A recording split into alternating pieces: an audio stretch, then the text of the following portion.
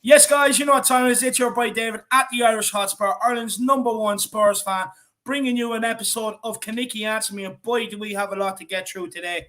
Super League, apparently there's a return plan for the Super League, so we have to get through that, a bit of discussion on that. Our fixture chaos in December, we're playing games every 3 or 4 days from the 2nd right through to the 19th. It's absolutely chaotic. That's been changed just for broadcasting. A lot of transfer rumours coming up. You know, and with the fixture chaos in December, you know, after we get through that, we are going to need the bodies. We are going to need the bodies in. And with all the sounds coming out, hopefully it's not just sounds and they actually act on it. But with all the sounds coming out is that they actually realise that and they are going to be proactive about it. Eric Dyer's comments basically recently, you know, about wanting to repay the fans and everything else after the North London Derby game and that. So a lot to get through today, a lot to get through. We are joined by, of course, co-host Jack, Josh, the Tottenham guy, and we will be joined by Darius very, very shortly from Paxton Road TV, guys. But Jack, my man, how are you? Keeping well, David, keeping well. Like I said, you know, and as I probably always say when it comes to this kind of show, you know, a lot of big boy topics, a lot of big girl topics that we're going to be talking about, very, very hard questions, you might say. It's going to have to come up with, you know, big answers, big opinions, you know, maybe very in-depth opinions. I will say maybe on a side note in terms of the Champions League, a bit kind of pathetic the way that Man United came back. And then as well, you know, a bit pathetic as well with how much the referee, you know, in the Bayern game has been paid off, you know, for Benfica. I swear the linesman, you know, he was calling things that were offsides where the guy was 20 yards onside. You know, it's just been kind of a bit of a hectic Champions League, but I'm keeping well, David. At the end of the day, I'm keeping well, and I always look forward to this show. And as well, it's the show where we do keep, you know, the chat involved, and the chat, you know, gets to have their say in a lot of these questions. Yeah. And almost to a degree, David, you might say they keep the chat, you know, they keep the panelists involved. You know, they keep the panelists even accountable, because I know the chat likes to give big, long answers to some of these questions. So, you know, it's all up for it. It's probably the smartest, you know, show of the week that we sometimes can have. No, look, and so they should. It's all about gauging everybody's opinion. So, you know, that's what the chat is there for, so that you guys can give your answers, and we will be bringing them up. So don't worry about that. Josh, my man, how are you keeping? I'm very well. Happy belated birthday. It was Josh's birthday yesterday, everybody. No, it's my birthday. It's my birthday today, bro. It's today. So it's today. 28 years young, man. 28 years young. There you go. Your prime age. That's the prime age. Yeah, man. Went for a job interview at Newcastle for the vacant manager's position. Got told that my experience of Football Manager 21 was too much for him. Oh, well, look, a big happy birthday, Josh, you know, and yes. You know, hope you've had a good day. You should have, you know what, you should have just said no to coming on today. You should be out celebrating, my man. You should be enjoying yourself. Mate, there's no better way of celebrating than on with you boys. Oh, no, that's very nice. Love to hear it. And of course, guys, like I said, Darius will be joining us. Make sure everybody smashes that like button. Make sure if you're new to the channel, you smash that subscribe button. The big push for 4.5K is on. And look, guys, you know, there's no better way to help out your favorite YouTubers with a super chat too. It really is a great way to support people who don't have them long-term paid sponsorships or any of them big wigs behind them. You know, me and Jack solely, we put all our time and effort into these shows during the day, and then we deliver them in the evening time. So you have no idea how much it actually really does help. And it just means if the chat does pop off, sometimes it does, sometimes it doesn't, but it just means you get to the very top of that chat and we get to exactly what your point is, and we give it a very, very good discussion. And it's just a great way, you know. A lot of these super chats, they do provide great talking points throughout the show as well, you know. So don't be afraid to get them in, guys. And look, don't worry. I know everybody is not in a position to be able to do it, so don't worry about that. Here at the Irish Hotspur, we do have you covered. We like to keep absolutely everybody included, so we will keep bringing your comments up on screen as much as we can, guys. So do not worry about that. But let's see what Harris Armory we have in the building. We have Adam. He says, big up, Dave and Jack. I knew the Super League would come back, just not this early. Yeah, 100%. 100%, my man. It's yeah, I don't like it. I don't like it. Even with the new proposals, I do not like it, my man. And we will get into something fishy. Yeah, 100%. Also, 53 says, big up all. Come on, you Spurs. Come on, you Harris Army. Come on, you Flat Cap Army. Big up also, my man. I hope things are good with you, brother. Big yourself up. Yeah, Derek Hutchinson, my man, is in the building. He says, big up you guys. Newcastle have our ESL place. Come on, you Spurs. I hope things are well with you, my man. And also says, bunch of wealthy tossers wanting to make even more money with all the big money-making teams together in one league. Couldn't agree more with you, my man. That's Chris good is in the building, says, evening, lads. Come on, you Spurs. Come on, you Flat Cap Army. Come on, you Harris Army. Come on, Chris. My man, I hope things are well with you, brother. I hope you're still sticking it to them Newcastle fans. I have no doubt you are. Shamu Van Spurs says, come on, you Harris Army. Come on, you Flat Cap Army. Come on, you Spurs. Everywhere we go. Big yourself up, Shamu. Hope things are well, my man. We have Para Miguel Escobardo in. Big yourself up, Paro. He says, evening, fam. Come on, you Spurs. Come on, you Harris Army. Come on, you Flat Cap Army. Big up, Paro. Hope you're keeping well, Para Miguel. He didn't have the best of days, yesterday. So I hope you're keeping well, Para Miguel Escobardo. Was able to have a good chat with them as well, Dave. He's a class lad, and I would just say, hopefully you're recovering, Para Miguel Escobardo. Hopefully you're recovering, but big yourself up. Big up, Paro. Big yourself up, my man. The United game has finished. It's finished 3-2 with Ronaldo grabbing the winner. Golden Cock says, hi, everyone. I can't decide what to make of this Super League, so looking forward to the Harris Army's opinion. Look, don't worry, Golden Cock. We've got a very good discussion on it. Me and Jack done a hell of a lot of research into it today, so do not worry. We have you covered, my man. Big yourself up. There's a lot of... Look, it's... we'll get to my opinion in a while. We'll get to my opinion in a while. Tottenham Tantrum, big up, Dermot, my man. I hope things are well. He says, Tottenham Jew are back, baby. Taking on the ESL to save Spurs. So UEFA can't do anything now because they dropped their disciplinary action against the main Barcelona, Real Madrid and Juventus. Come on, you Harris Army. Come on, you Flat Cap Army. Great point, Dermot. Big yourself up, my man. I hope things are well with you, brother. The regular's in the building. He says, evening, lads. Come on, you Spurs. Big up the regular, my man. I hope you're keeping well. Jerry's in the building. My man, Jerry. Come on, you Spurs. I hope you're absolutely loving life, my man. Ian Ferguson is in as well. My man, Ian. Any fancy dinners today? He says, passport finally came in and already dreaming about my trip to White Hart Lane. Trust me, man, there's no better place to be. Once you're there, you're going to be in absolute ecstasy, my man. Trust me, you will be. You need to get there as soon as. Zoe DF says, big up, lads. Can't wait for today's show. Big yourself up, Zoe. I hope things are well with you. Good to see you in, and I hope you're absolutely still enjoying the new FIFA, by the way. And Al-Sheed says, 3 trees for free. Big yourself up, my man. He absolutely loves the accent. What a dude. What a dude. Fazzy's in the building. Faz Radfar, big up. David and Jack is risking a defeat against Vitesse and not having any key player on the bench. A right thing to do. Yeah, look, we're actually going to do a bit of a warm-up show towards the game tomorrow, kicking off at 2 p.m. Guys, so tune in for that. We will be discussing that. But just quickly, yeah, I actually do think it's the right thing to do because it gives them players. Actually, we have a bit of a question on this as well, but it just gives the backup brigade, something to look at. Something to look at, maybe. Hopefully, gives them a bit of motivation, a bit of inspiration. And, it's up to them to play their way into the team. That's my opinion on that, Fazzy. Yeah. Well said, Dave. Well said. And, I would probably argue at the same time, we've said a lot of us don't even care about the Europa Conference League. A lot of us don't even want to win it, too much. Yeah. So I would say that means it's an opportunity for the youth. And I think we just have to go both ways about it. We have to, not risk our best players for a competition like that. But at the same time, trust that the likes of Harry Winks, Dele Alli, Ben Davies, whatnot, if they're not good enough for this competition, it says a whole lot about them. That'd be my quick answer. Yeah, 100%. And look, Josh, what would be your quick answer on this, my man? Quite frankly, my outlook on the whole European conference. I don't like the idea that we're in it. I'd rather not play European football than play it at all. I don't see the point in it. We're playing players that are not good enough for our team against teams whose players are good enough for theirs. So it's a case of who wants it more. And at the moment, the way that we've been playing the last couple of fixtures, like we're bringing on key players at the 60th, 70th minute, and then that's how we're winning games. But you know what? I can 100%. I see where you're coming from, but we're going to get into that a bit later on in the show when we get into that discussion.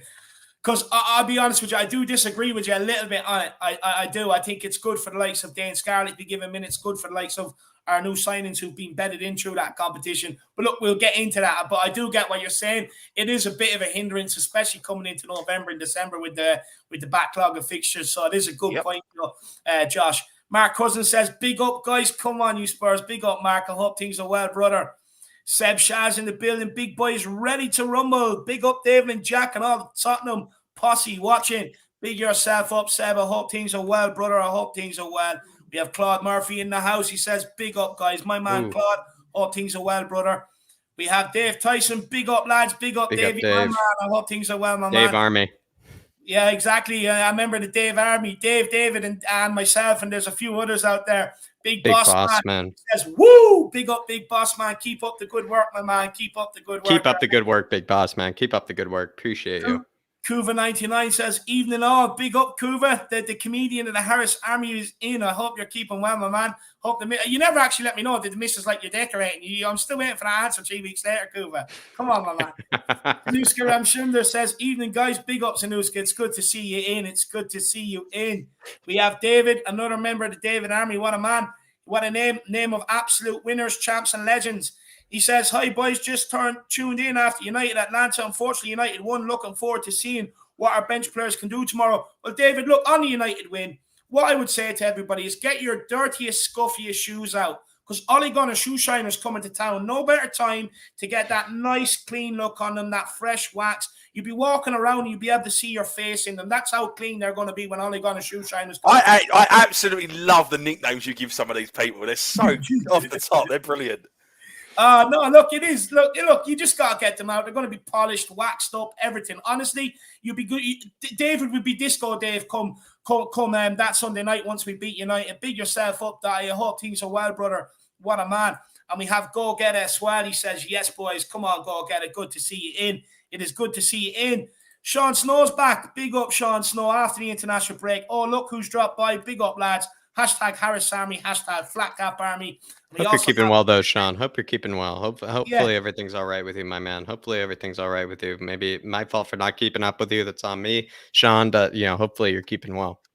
Yeah, no, hopefully he is. And look, it's good to see people slowly returning after the international break. It's good to get everybody back, with the community that we're building here. And MS says, hello, boys. Ollie in. Exactly, MS. Like I said, make sure you have your shoes ready, man. And if you don't have any dirty shoes, because I wouldn't say you're the type that is, but look, if you don't, just go out, kick a ball around in them in a bit of a muddy area. Just get them dirty, just to give Ole Gunnar shoe shiner some work to do, my man. But big up, MS. Big yourself up. Guys, if there is anybody out there that still wants to be a part of the Irish Hotspur family group chat, honestly, just email me. Just send me your number on Twitter or newly the Instagram account, and we will get you in. It goes all day long. People just enjoy the conversation. It's just a safe place for every Spurs fan to really enjoy themselves and talk Tottenham, because we know sometimes, where we all live across the world, it can be a lonely place. Spurs fans can be few and far between. So it's just a good place to get everybody in. And it just means that no one's ever lonely and everybody has a friend. But look, guys, we are absolutely going to get into it now. But like I said, make sure everybody is absolutely dropping that Irish elbow onto that like button. Make sure everybody is absolutely headbutting that subscribe button. And look, like Philip Brady has done here, guys, why not get your super chat in to help support the channel and we really get you to the top of the queue. Philip Brady said, given what happened at Pacos de Ferreira, not bringing any of Sunday's stars to Holland is a huge risk. If we get a result, fine. If we don't.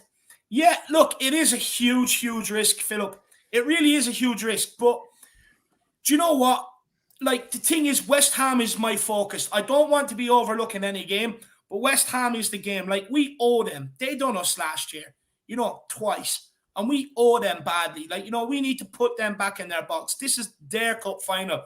And for me, I think it's a smart move, giving these guys, the time off, let them train together, let them rest together, and let them go out there as one nice cohesive unit on Sunday versus West Ham. And at the same time, look, this is the sort of game where it's up to these backup brigades now, because it clearly is a two-tier sort of system right now. And it's up to these guys to prove that they're good enough to start getting into that first 11. Hopefully it's a bit of a psychological masterstroke by Nuno, and that it gets these guys in the mood that he's not just going to hand out positions willy-nilly. And for me, look, the league is my main focus. Look, even if we don't win tomorrow, we're still going to qualify out of the group. It just means we will probably have to bring the big boys, the big guns back in. But I get if we done it to, you know, get the group qualified early, then use the big guns. Then we can use the smaller, like the backup players and the youngsters, and get them in for the last couple of group games. But the thing is, look, we have a massive fixture schedule. It's huge. It's congested. And for me, look, I think it's a smart option. I don't want Son breaking down Kane, Højbjerg, Skip, Romero, Emerson, Reguilon. I don't want any of these guys breaking down. What would you say, Jack, to Philip? I mean, Philip, as much as I kind of see where you're coming from, where we want to win all these games and we don't want it to be, you know, a risk at all. At the same time, I thought what we did to Højbjerg last season with how much we played the guy, and then on top of the Euros that he went through, practically was almost abuse. You know, what he had to go through. The guy was playing so many games per week. You know, he's also playing the holding midfield role that, you know, no one else wanted to play. You know, that Skippy is now playing. I would just argue that it says a lot more about the other players if we're not willing to play these backup players, the Winkses, the Delis, the Ben Davieses of the world, even the Joe Rodons of the world. As much as I really do rate Joe Rodon, it says a lot about them then if we're not willing to play them. It just says a lot about them, because that means we don't rate them. When you think about it, just simply means we don't rate them, because if they're not apparently good enough for, you know, a game against the Slovenian side, you know, Vitesse or whatnot away from home, as much as maybe that team might be up for it. At the same time, David, for me, I think it just says a lot about the quality of those players that clearly we don't trust them. Clearly we don't trust them if it settles. Yeah, that's all I would say. And as well, it says a lot about some of those players. Yeah, just to add to that, though, I think it's about time we had sort of a cutthroat system like that as well, you know, because like we have to make these players realize that there is performance levels you're expected to reach week in, week out. You know, like the difference between say a Kane and an Ali is Kane might go missing for 6 weeks, but you can guarantee he's going to end up top scorer this season. Ali's been missing for the last 3 years. You know what I mean? So there's levels differences there and everything else, and someone has to send out a message somewhere along the line. Mourinho tried to do it, but ultimately couldn't because of injuries and everything else. And we just didn't have the squad and too much deadwood. But now that we've got 8 out, 4 in with Papa Marçal to come in, hopefully do business in January, there's been a big turnaround in the squad. And, you know, that there's still some way to go. But at the end of the day, you know, if you want to send out a message to these guys and hopefully get a response from these guys, I think it is the right way to go about it. But, Philip, I can see what you're saying. Look, it wouldn't be good for Nuno if we lost. You know, Spurs fans would be back in uproar if we lost. It shouldn't happen. I fully get what you're saying by that, my man. But big yourself up, Philip. Great talking point as well. Really appreciate it. Great talking point. I would say you can follow in Philip's favor if you like, you know, especially, you know, knowing someone like me, love to, you know, just cut across David, you know, and just say, like, David, the light bulb just burst. You know, I can't let you go. You know, I got to give something, you know, out here. And I would say, everybody, if you kind of feel the same way as I do about that, feel free to throw it in a super chat, because, you know, maybe we do try our best, you know, to put every comment on screen. I think we kind of pride ourselves on that to a degree. We probably do that better than most. But at the same time, you know, sometimes the chat can get a bit heavy, can be a bit hectic, especially on this show as well. So might as well then, if you want to skip the queue and if you want the panel to talk about what you're thinking about, might as well throw it in a super chat. And it does really help us as well. So everybody, though, we will continue to try to put your comments on screen. We try to pride ourselves on that, especially because, you know, we know that that is kind of the thing that we do, you know, really want to honor. And so everybody, though, if you want to skip the queue, like David always says, feel free to do it in a super chat. And also feel free to give Daniela Stewart here a bit of friendly banter. She is a West Ham fan, but she does love the channel. She always tunes in, guys. So Spurs' cup finals on Sunday. If we come out of that with anything less than 3 points, we're down in the dumps. If we come out with a draw, we're like, we should have won that. West Ham will celebrate a draw against us. Like, come on, that's small club mentality. Go back to Stratford. Absolutely love it. Absolutely love it. Look, Daniela, I hope you are in here Sunday evening after we bet you. I hope you do show your face. But big yourself up. I hope things are well. Harry Kane masterclass. When he smashes 3 past your keeper, then come back to it. Absolutely love it. There you are. Josh in with the smack talk already. Absolutely love it. But look, Jack, it's time now to hand it over to you. Let's start dishing out the questions. Yeah, and everybody, we are going to be talking about maybe the thing that is very much on topic. You know, it is very much the Super League, maybe as a few prerequisites, everybody, you know, this European kind of, this new Super League, you know, kind of prompt, this new Super League kind of conditions was picked up by the German publication Wirtschaftswoche, which is basically, you know, translated to basically their version in Germany of the Business Weekly or the Business Week. But that is maybe, you know, how you would go about it in terms of, the original source that found it all.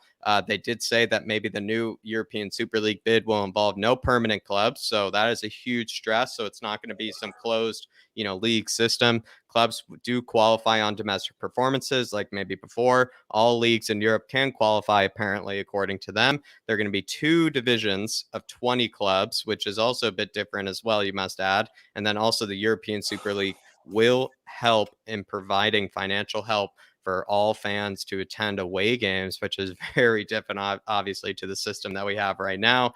But I would say to you, Josh, this seems to be completely different, to the original proposal as we knew from last season from the European League. It still just feels like a B-Tech Champions League, a B-Tech Europa League, in the sense of like, what is there to achieve out of it? It's European football. You've got the Champions League and the Europa League for that reason. It feels like the Champions League, but just a more open criteria. Do you feel like, though, that maybe all these new changes, though, they kind of indicate, though, that if they are, even though that we all know what the original purpose is, and we're going to get to that later, do you feel like, though, maybe on a positive end, all these kind of new changes to the original proposal indicate that the fans, in fact, did win? When they did voice their complaints originally, the fans, in fact, do have the power in trying to get what they want when it comes to this. I mean, that's the question you have to ask yourself is, if we're still going to play Champions League and we're still going to play Europa League and FA Cup and League Cup, where are we supposed to fit those fixtures in? At the moment, we have the Europa Conference League and we're struggling as it is with fixture lag, and international breaks as well. Like, where do you find the time?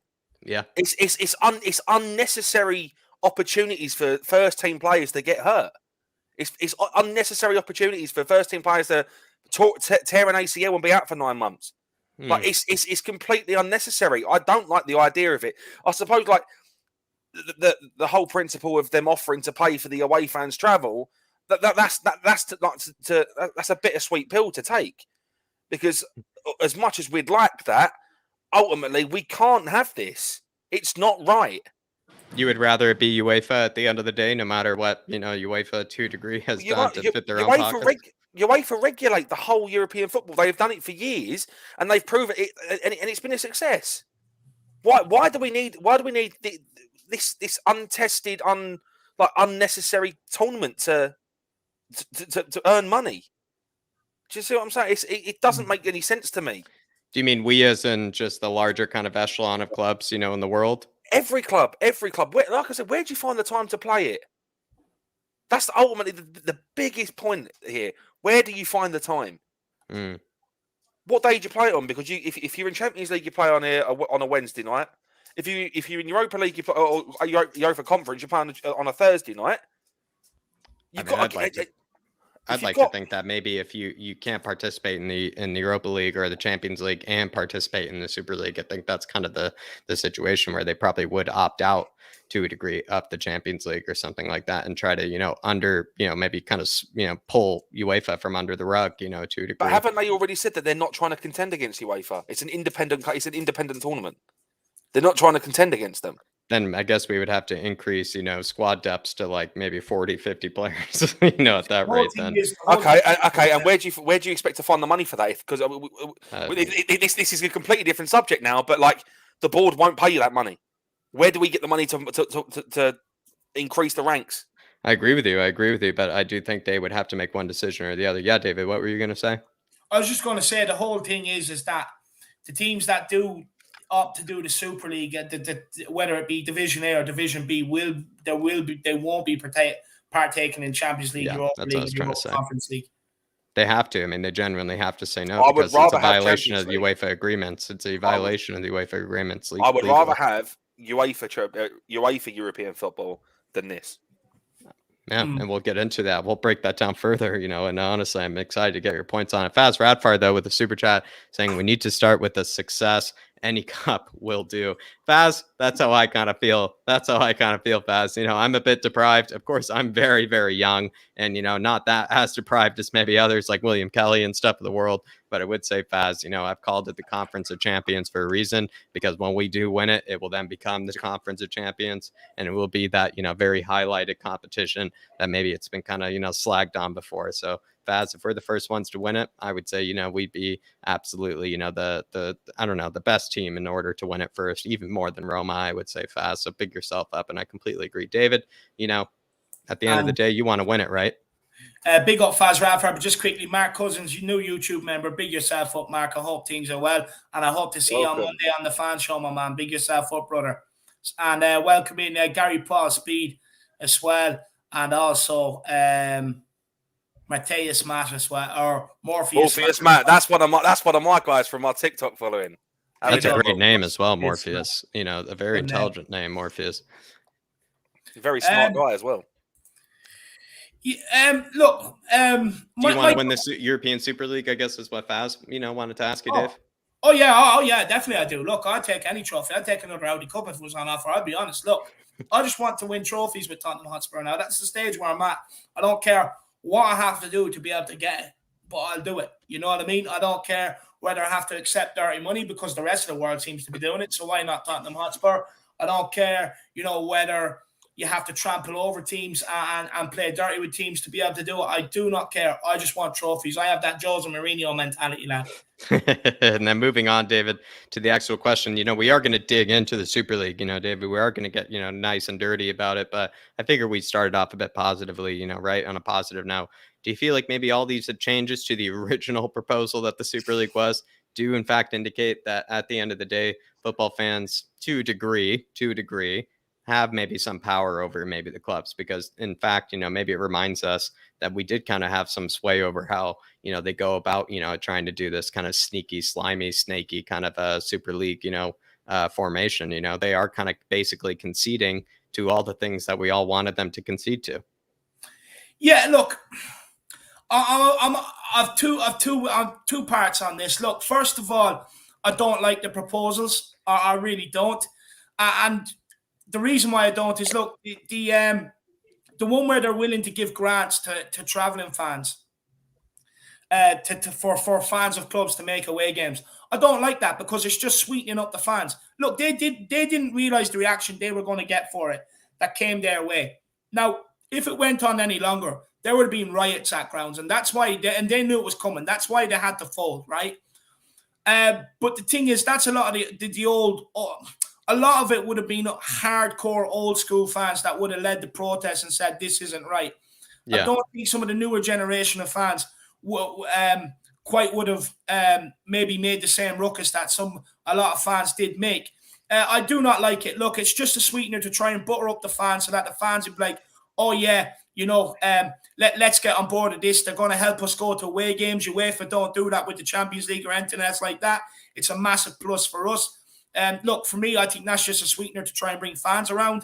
In terms of the two-tier league system, I do not understand it because, look, if you play each team once, it means it's 19 games, which is already 6 more than starting in the group stage of the Champions League and a run to the final, which is 13 games. So that's already 6 more games. Where are you going to fit them in? If you have to play each team twice, then that's another 38-game season. Where are you going to fit them in? That means domestic cups will have to go. If domestic cups will have to go, that affects the rest of the footballing pyramid.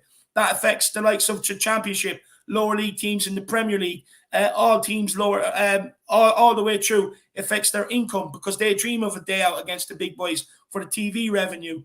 It affects, them because there's less cups for them to participate in. It not only affects, look, the domestic pyramid, but affects like the smaller leagues around Europe. Like a Sheriff FC story this year.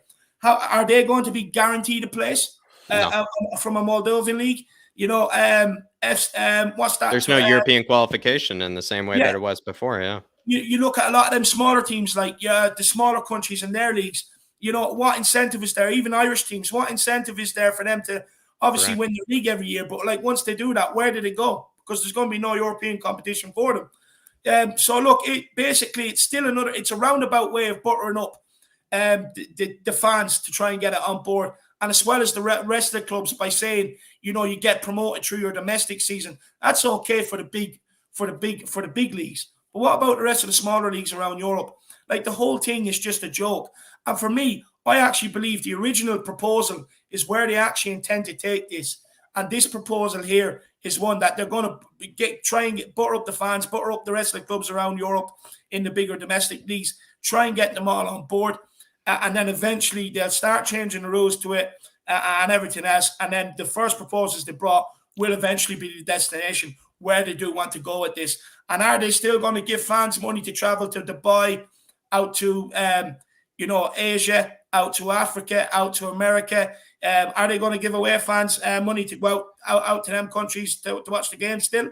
I don't think so, Look, it's very dangerous towards football, I think. I don't want to see any return of it. For me, it's all about greed. It's all about money. They couldn't care less about the game. And that's the biggest problem with it. Exactly it. This is bankers. It's bankers. It's all it is bankers trying to get richer. The people that own the clubs trying to get richer. They don't care about the average fan who works Monday to Friday or sometimes overtime on a Saturday to be able to get themselves to the game and maybe bring their young lad or their daughter or else their missus to afford that extra ticket to get to a game. They do not care about that sort of fan. Even if they go ahead with this and they're, we're going to help fans go. The average working man is going to be priced out of being able to go to any of them away games. And eventually, all it's going to end up is basically just all the rich people being able to afford it a day out. Maybe a thing where all the celebrities turn up for a chance to be able to be photoed and everything else. Yeah, cheering. Eventually take away the noises out of the stadiums. Because you're going to have more corporate people there and celebrities than actual fans, diehard fans who love that club. That song that we sing, we sang it in Spain, we sang it in France, we sang it in Spain, we sang it in the sun, we sang it in the rain. The thing I love most is being a yid. Do you think you're going to hear that carried out across the rest of the world when Tottenham are traveling and it's all the big wigs and celebrities? Not a hope of it. For me, this has to be killed no matter what. It's a danger to football. It's like this whole proposal. It's like the proposal's on the end of a fishing rod, and they're just waiting for that bite. And as soon as you've got that bite, they're going to strike and they're going to close this league down. Quickly, does that bite come from the fans, though? Does that bite come from the fans, Josh? It comes from the fans, the clubs, everywhere. Like this is like what David said. It's not about football. It's about the money. But the thing is, that's modern day football. Modern day football isn't about the money. It's about the tourism aspect. It's about the money making aspect. It's about the business aspect, the advertising aspect, the potential money making schemes that there are in football nowadays. That's what it's all about.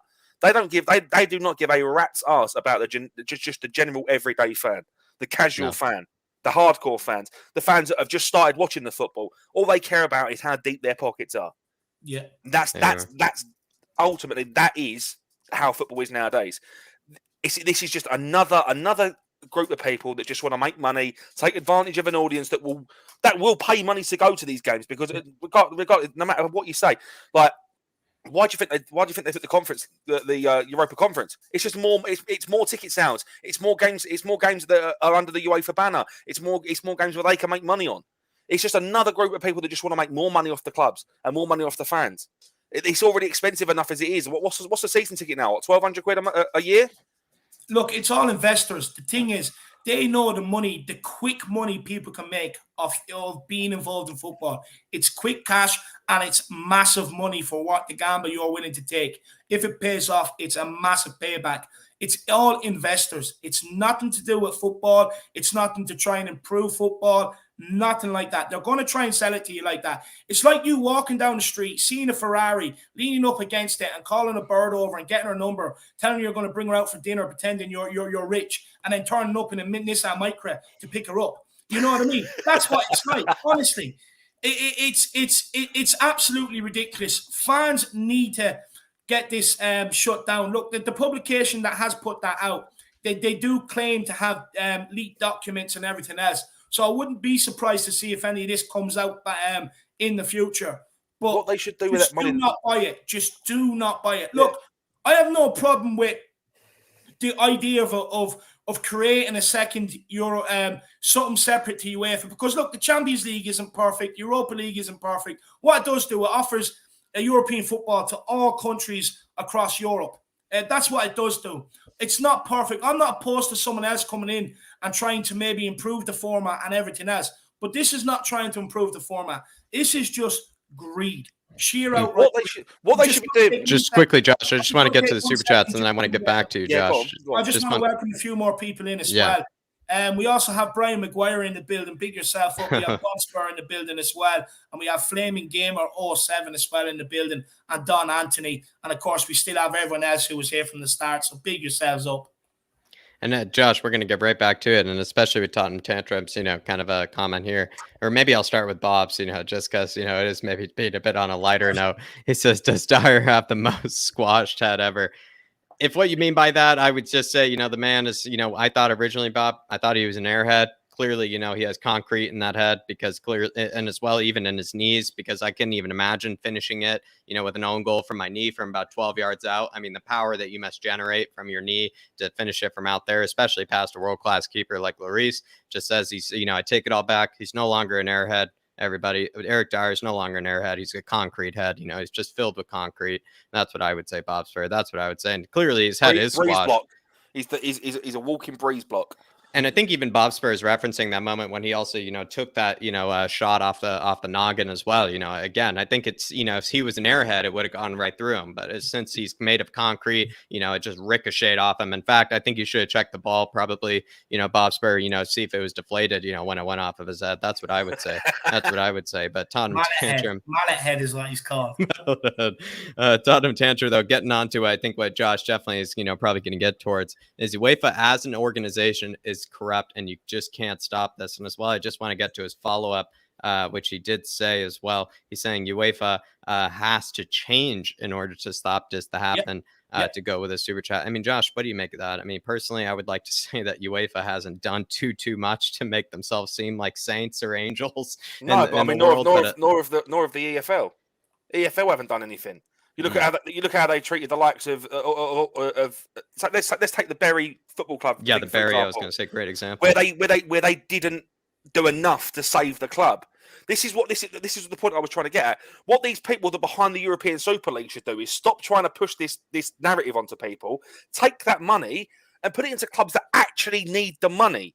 Give it to clubs like Southend United. Like they're struggling. Look where they are now. Championship 3 years ago, they're now bottom of the National League. Yeah, Bury FC. Like they should have bought Bury FC. They should. There are so many places where that money could go just to save football, not for a business, but just to save football and what football means to the world. Ultimately, we are a footballing nation. There's not getting twisted.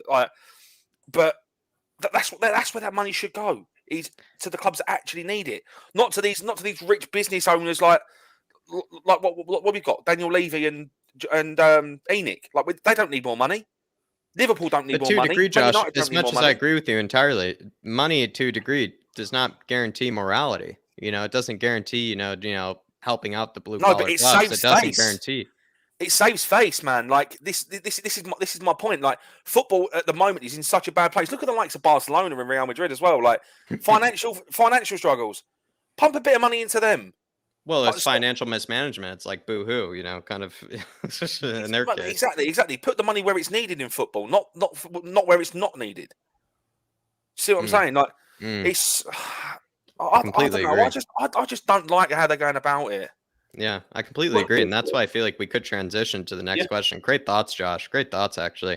But maybe, David, what's the real intention of those grants that, that the clubs will be giving away to the traveling away fans? Like, is there something behind that for you?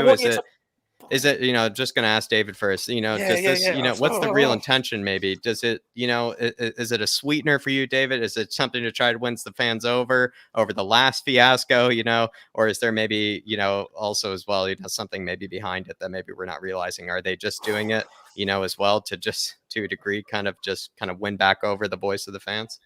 Do you know what it's like, Jack? It's like when the government do their annual budget and they give you £7 extra pounds or euros on your dole money or something like that. That's what it feels like, to be honest with you.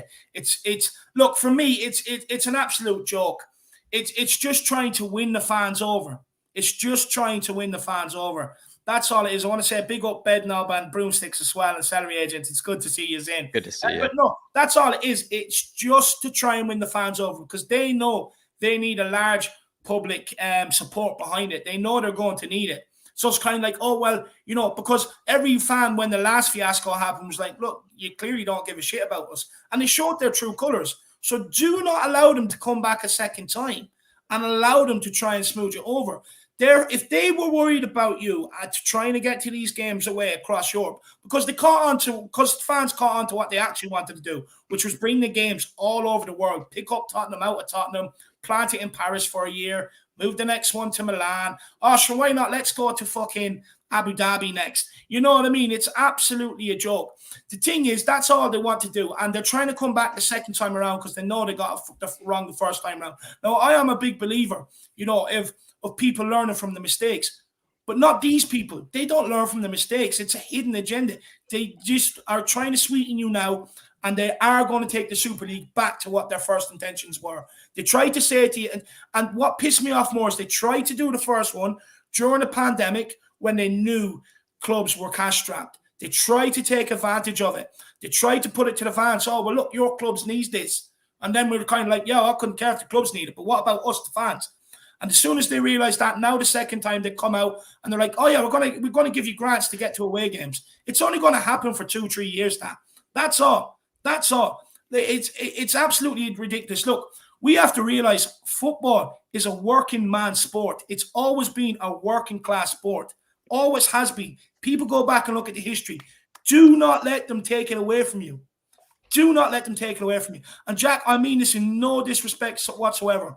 I look at the state of American sports with the franchises. That's why I left it, Dave. I hate everything about it, and it does not work. That is where they're ultimately going to take this. The biggest lender to get this Super League up and running is, I'm not sure the bank, but it's one of the massive banks in America financing this. JP Morgan, I believe. If it is JP Morgan. And that's where they intend to take it, is franchising it. And that's where then they can pick up the clubs and move them to wherever they want. That's what they do in America with their sports teams. It's absolutely ridiculous. We cannot allow this to happen. Working men, people out there, working class people, take your sport back. If this does come back around, do not accept it. Do not think they're going to help you get to games, because they're going to say that once it passed, then they're going to come out and say, oh, well, guys, you didn't think we'd be able to pay 100% of your cost, did you? Surely you didn't think that was feasible. You're not that stupid. What we will do is give you 20%. You're still going to be out of pocket. Do not accept it.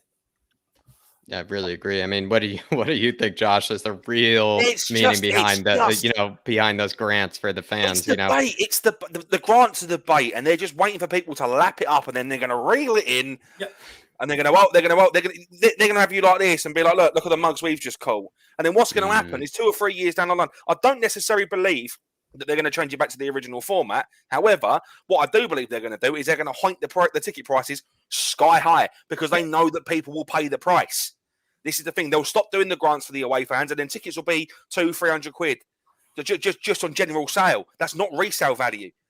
And then on the resale, they'll probably go to in the excess of about $1,000 to $2,000. It's for them. It's all about the money, and it's disgusting. It has no place in football.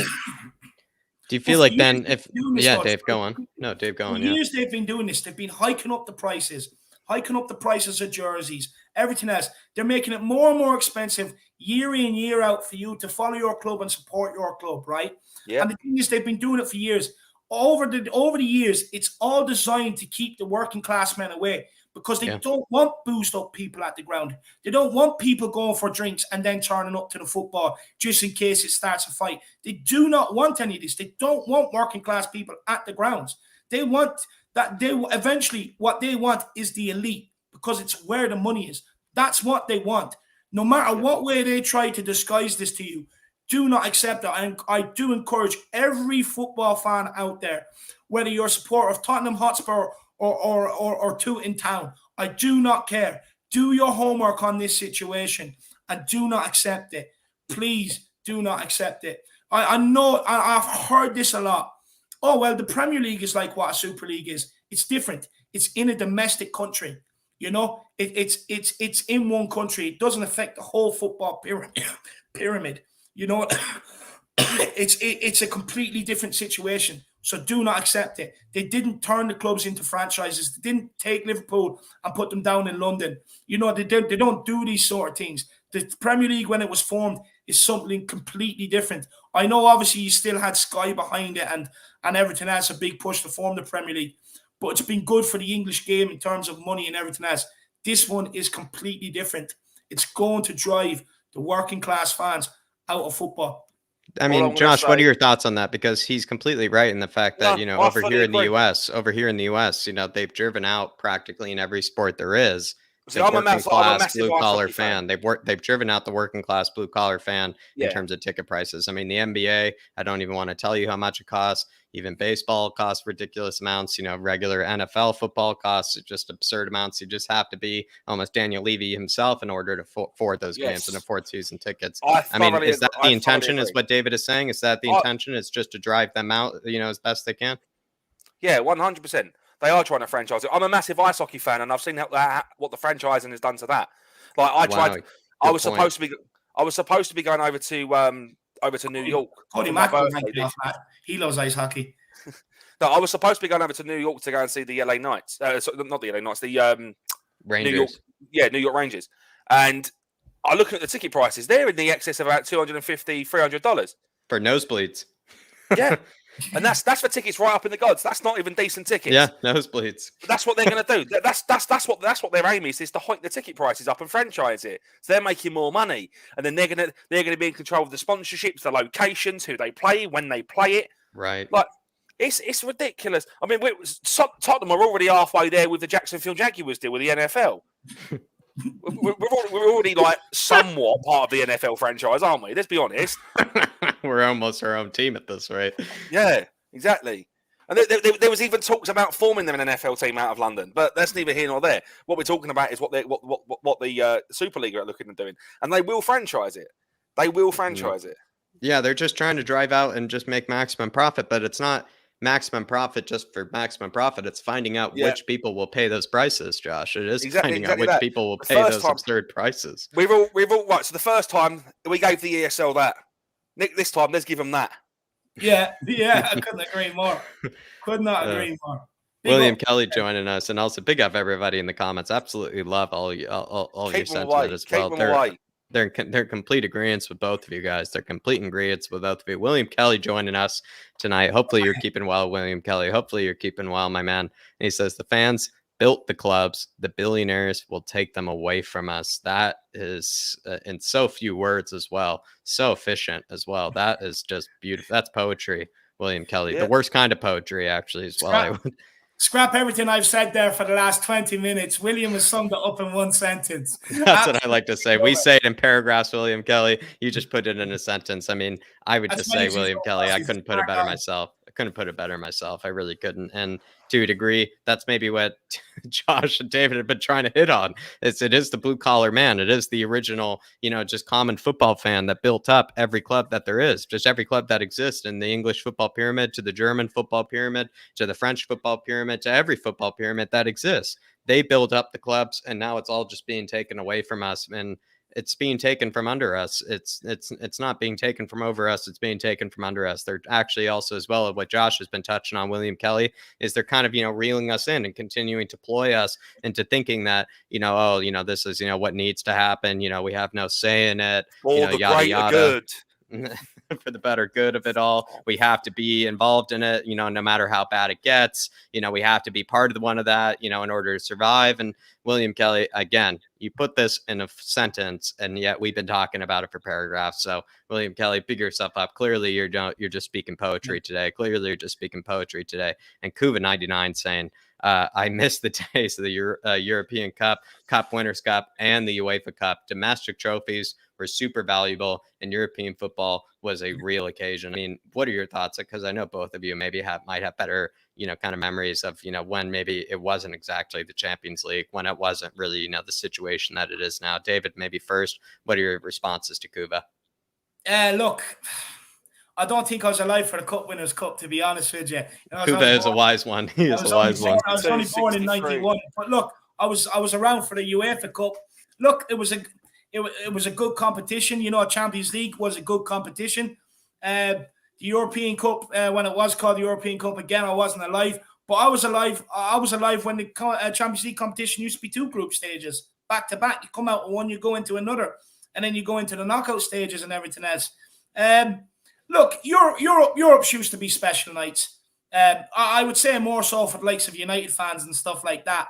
But look, for a Tottenham fan, Look, even the Champions League when we were in it was special for me. No matter who we played in, any European night is special for me. Even the UEFA Cup ones growing up.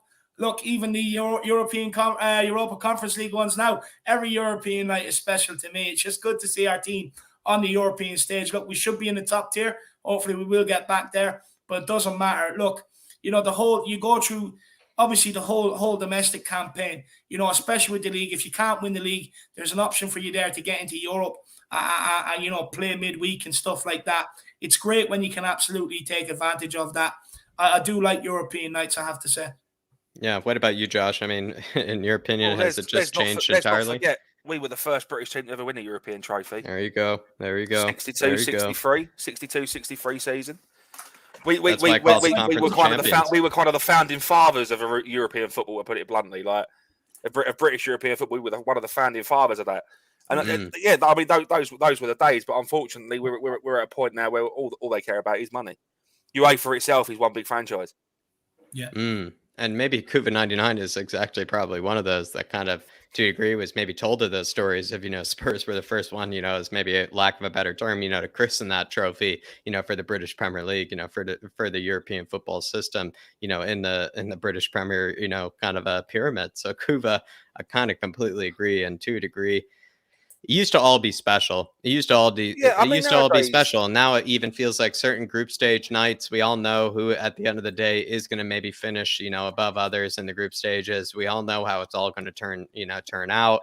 And that's what also makes it. It's all been kind of filtered down even to it already a Super League in itself, even made by UEFA. UEFA haven't even been corrupted, I would argue, to even make, to a degree, a version of the Super League. And apparently that's not even good enough for them, Kuva. And like you said, it used to be won on merit. Even domestic cups used to practically be held at the same level as European cups because it all took, a lot of merit, and it took a lot of hard work, and it took a lot of skill as well. And it's just all being kind of, laid on different sorts of, I don't know, just want and, kind of desire. And it's just sad to see it put in this way. I mean, Josh, maybe as a final note, do you kind of agree with what I'm kind of saying here, where it's kind of sad to even see domestic trophies like the FA Cup, such a historic competition, now being put so far below the likes of a European competition? No, 100%. Like there used to be a time where, come rain, sun, or snow, if it was any kind of game, if it was an FA Cup match, a Worthington Cup match, a League Cup match, Carling, whatever you want to call it, the European trophies, the Europa League, Champions League, no matter what kind of competition it was, that White Hart Lane was packed. It would sell out without a shadow of a doubt. You look at the European Conference League now, half the stadium's empty. Yeah. Because we just don't care for it. That's the state of European football nowadays. That's the state of Europe. There's nothing special about it. It's just another fixture to add to the list with a potential trophy at the end of it. That we'll gloat about for a couple of years and then it'll just be forgotten about. And to a degree, even, the fact that like Leicester City, are now, kind of struggling in that Europa League, and they got a fantastic win, the fact that they won the FA Cup, struggling and to see them celebrate it, to see them celebrate it so differently to the likes that, we knew Man City would, we knew Chelsea would, we knew Man United would. It was actually quite relieving to see a team that actually wanted to win, a competition like that. And I think probably the entire football pyramid was rooting for Leicester City, well, in that, because they knew that it meant more to them, right, Josh? If you want your players to play well and you want them to win, you need to want it as much as them. And ultimately, that's what their board loves that club. Club. They want what's best for those players, and because they have ambition, they have goals, they have drive, where a lot of teams in the Premier League lack. That's why they celebrated it different. They are some of the best. They are true football fans because through thick and thin, they've stuck by their club, and now they're being rewarded for it. And now they're being rewarded for it.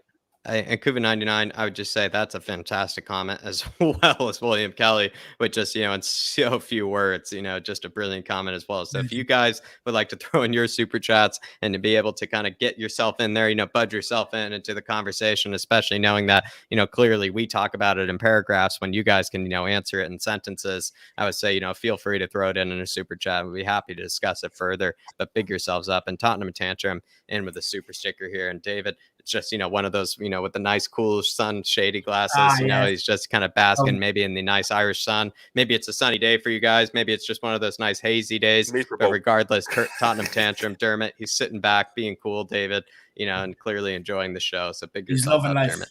He's loving life. Big up, Dermot, my man. I hope things are good with your brother. Let's kick on, Jacko.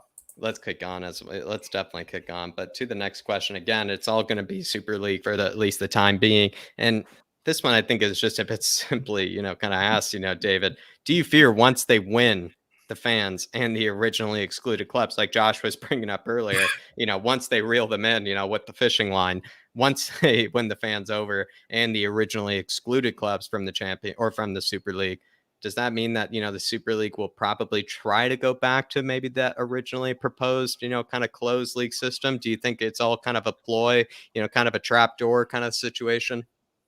Yep, fully believe it. Look, the original proposal is where they actually really intend to take this. 100% it's where they intend to take this.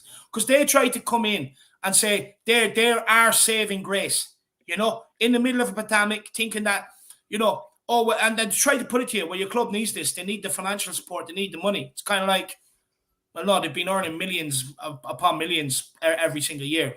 Surely they can last a couple of one season. You know what I mean? Without financial income, like they've like, how long have they been earning this sort of massive revenue for?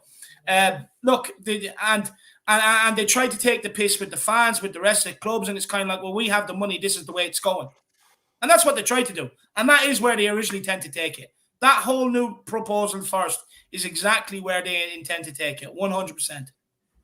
What about for you, Josh? Like, like you maybe brought up earlier, once they reel them in, once they catch, the big fish, which is the excluded clubs as well as the fans, does that mean they'll go back to what they originally proposed? I think it stems a lot deeper than and just the original plan.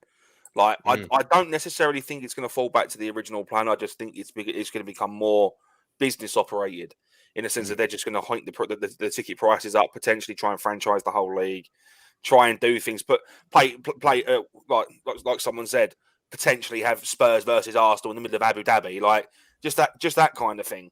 Like, I just don't see. It's not necessary. We don't need this at all. There's enough. But then maybe I think I agree with you. I don't think we need it, but at the same time, I think as somebody's bringing up in the comments saying, a lot of us just want to see Mbappe, versus Lewandowski, as much as possible, or they want to see Haaland, going up against Messi and PSG as much as possible. Is that maybe what they're just realizing in a marketing sense, that no, because it's fully doable. What needs to happen in order for us, like you said, to make even more dough? It's fully doable in the Champions League. We don't need something like that for that to happen. It's already good enough. It's already good enough. Exactly. Why try and fix what ain't broken? I completely agree. Especially this group stages has been fantastic in my opinion. It's been action. There's actually been a lot of group of deaths. Maybe that's because whoever was turning the wheel, with the ping pong balls and whatnot, clearly just wasn't picking them out in the right places. Because it's actually all these groups. Some of them are actually quite easy for some people. Some of them are quite hard. Group A and Group B are absolutely fantastic to watch. There's not a bad game when it comes to those. I mean, is that what we just have to realize is, maybe there are certain years when the Champions League is, kind of spoiled, with just easy kind of fixtures. And then certain years it's like this one where it's like Man City, their hardest game will be, against, the likes of PSG or whatnot. And then their easiest game will be against, RB Leipzig, which is by no means an easy game. Look, I do agree with you, right? I do agree with you. Sometimes the draws and that in the Champions League could be a bit better. And it could do with maybe a small bit of an overhaul and maybe being looked at a little bit.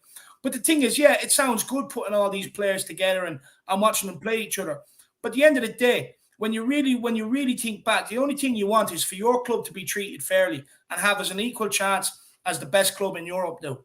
That's all you want at the end of the day. When it comes back to it, all your decisions will be made on what's best for your football club at the end of the day. They can put it together that you can you can see Mbappe and Messi versus Muller and Lewandowski and everything else all they want. I couldn't care less. What's that got to do with Tottenham Hotspur? Absolutely fuck off. Can I just touch on that as well, what you just said? Yeah. Like, it shouldn't be like football shouldn't be about, you want to see Kylian Mbappe and Lionel Messi. What you should want to see is PSG. If you're with Spurs, you don't want to see Harry Kane and Son versus, I don't know, Lewandowski, for example. What you want to see is you want to see Tottenham Hotspur versus Bayern Munich. It is not. There is not one player bigger than the shirt. There is not one player bigger than the crest on the shirt. That's what we have to remember here. What it is, but it's about making it. It's about earning it, right, Josh? Right? No, fully. Especially because we've fallen from grace, and it's like to see us not get back there on good merit would just make it even worse. No, this is exactly what they want. That this is imagine seeing Kylian Mbappe and Lionel Messi tearing it up against Lewandowski, right? This is exactly what they want. They want you to imagine these things, so potentially it goes ahead. Do you see what I'm saying? They're planting the seed in your brain, and it's fishy. It's fishy. It shouldn't be about one or two players. It should be about the team that you want to see, not just one or two players. And now we're being joined by my European diplomat, my European bureaucrat himself, the very, very, very wise man himself, wiser beyond his years. Darius, how are you keeping? I mean, we are going to be kind of touching a few more questions on European Super League, that was broken down by Wirtschaftswoche, that business weekly of Germany.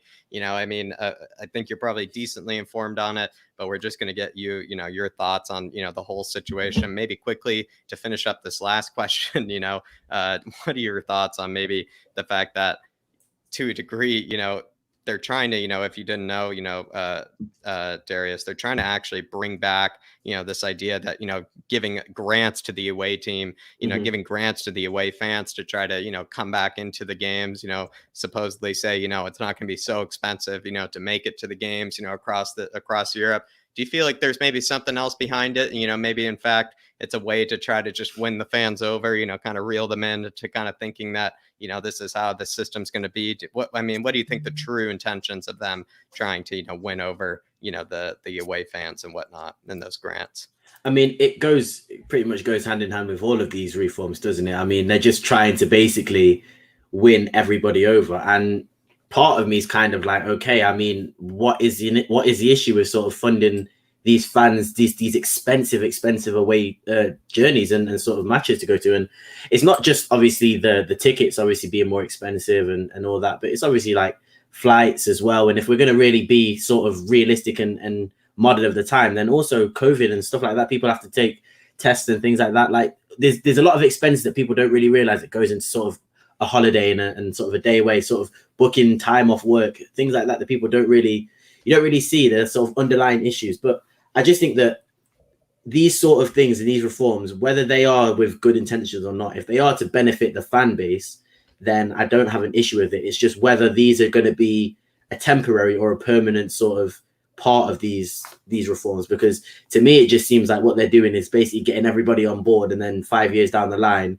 they'll go back to, we're going to do what we originally thought we were going to do, and sort of are we kind of lab rats then in that sense? We're kind of at the end of the day, they know that the relationship, or not relationship, but the feeling towards UEFA is sort of getting worse. UEFA only really had the only leg I believe UEFA had to stand on was sort of the fact that the ESL and everybody who was involved kind of went in and didn't care how they sort of approached it, didn't care what people thought. It obviously got huge backlash. They had to then rethink what they were going to do and how they were going to approach it. But not even little do everybody know, but sort of under the radar, UEFA were bringing in very similar reforms and we're going to introduce them. So it's like, as soon as people realize that, it's like it's a best of both evils. And when you look at what these reforms are bringing, it's almost just basically cutting out the middleman in these financial transactions and whatnot. So basically you're getting 100% of sponsorship deals, you're getting 100% of ticket sales, all that stuff. So I just think it's they basically said, you know what, we do need this to happen. And if we can get everybody on board for 5 years at the start and then start to, slowly bring in their reforms that they originally wanted, that's probably what's going to happen. And that's probably what you're going to see. But I mean, is it better than what we've got now? I think the reforms that they're bringing out are better than what we've got now. It's just how long is it going to stay? I don't think it will stay that long. So spot on. Speaking of UEFA, then, I want to go to David first and then back to Darius and then, to Josh as well. But David, speaking of UEFA, as maybe Darius brought up, if UEFA becomes obsolete, from, these kind of new reforms and whatnot, do you feel like, you know, their original objective was actually supposed to be that independent governing body of all these European clubs and European competitions? If this means that, you know, they're actually going to be taken out of the game entirely, who's going to be governing these clubs? Are they going to be governing themselves? And maybe what is the danger behind that? First of all, Jack, fuck UEFA, right? Fuck UEFA. They're corrupt anyway. They're in bed with FIFA and everything else. They're not good boys at all. So, first of all, they can go and fuck themselves. Second of all, when it comes to who's going to govern, look, yeah, UEFA are there to govern things, but they've let PSG away with it. 100%. Away with it. They create loopholes to be able to let these teams away with it as well. But because, you know, make no mistake about it, some of these big boys at some of these big clubs, these owners, they know exactly what's going on. They know that some of these FIFA or that some of them UEFA people were corrupt and everything. That's probably some of the new people in place that replaced some of the old guard probably still are, you know. So, look, for me, I'm absolutely fed up with them. But the danger is that if UEFA, because look, if the Super League happens, UEFA probably will become obsolete in some sort of way because they're not going to be able to keep going without a UEFA Cup, without a proper Champions League, without the big teams in it. So it's a bit of a power struggle right now between UEFA and JP Morgan and whoever else wants to go with the Super League. It's a power struggle because UEFA will not survive without the money coming in from the European competitions, and they need the likes of PSG, Real Madrid, Barcelona, Tottenham, United, Chelsea, City, Liverpool. They need them teams. They need them, you see, because they're the cash cow. They're the ones that bring in the money. But the danger is that if these banks do come in, right, there is going to be no governing body, right? So that means the PSG owners can put what they like in. Man City owners can put what they like in. Roman Abramovich can put a yacht in Stamford Bridge if he wants. You know what I mean? It doesn't matter. They can put what they like in. And that there is where ultimately the closed shop will happen. Because what other owners of any other smaller teams around Europe, or for instance, a Burnley owner, someone like that, how are they going to be able to compete? First of all, in their own domestic league, to be able to get into that Champions League or that European Super League. And when they do, how do you expect them to compete? How do you expect them to compete when you have these owners putting in exactly what they want? So, in a way, it's going to become a closed shop eventually. It's that simple. It is going to become a closed shop because owners can put in what they want. Eventually, they'll make it a closed shop themselves.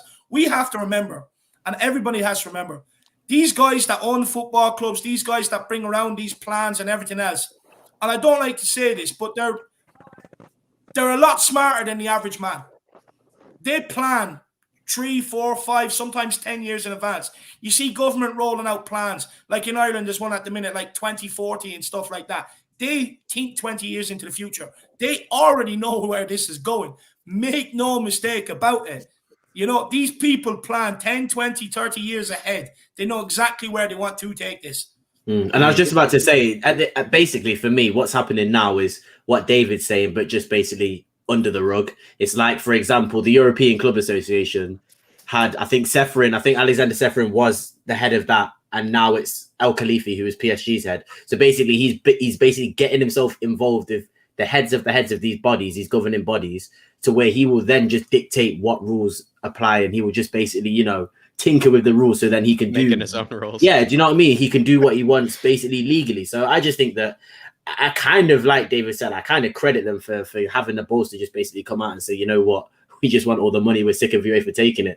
And that's why I kind of have a bit of respect for them just coming out and doing it. It's just obviously what they brought out to start with was completely out of order. Now they've sort of understood what they have to do to sort of convince these teams and other clubs to come in. They've done that now. I don't really have a problem with it because, like David said, I'm on the same board as David. UEFA aren't any better at the moment, and I don't think we'll get any better. Two devils to choose from. It's basically that. It's the best of two evils. And I to be honest, football is going one direction anyway, like David said. So may as well change it, see what happens. It might benefit us, it might not. But what's not to try? Do you know what I mean?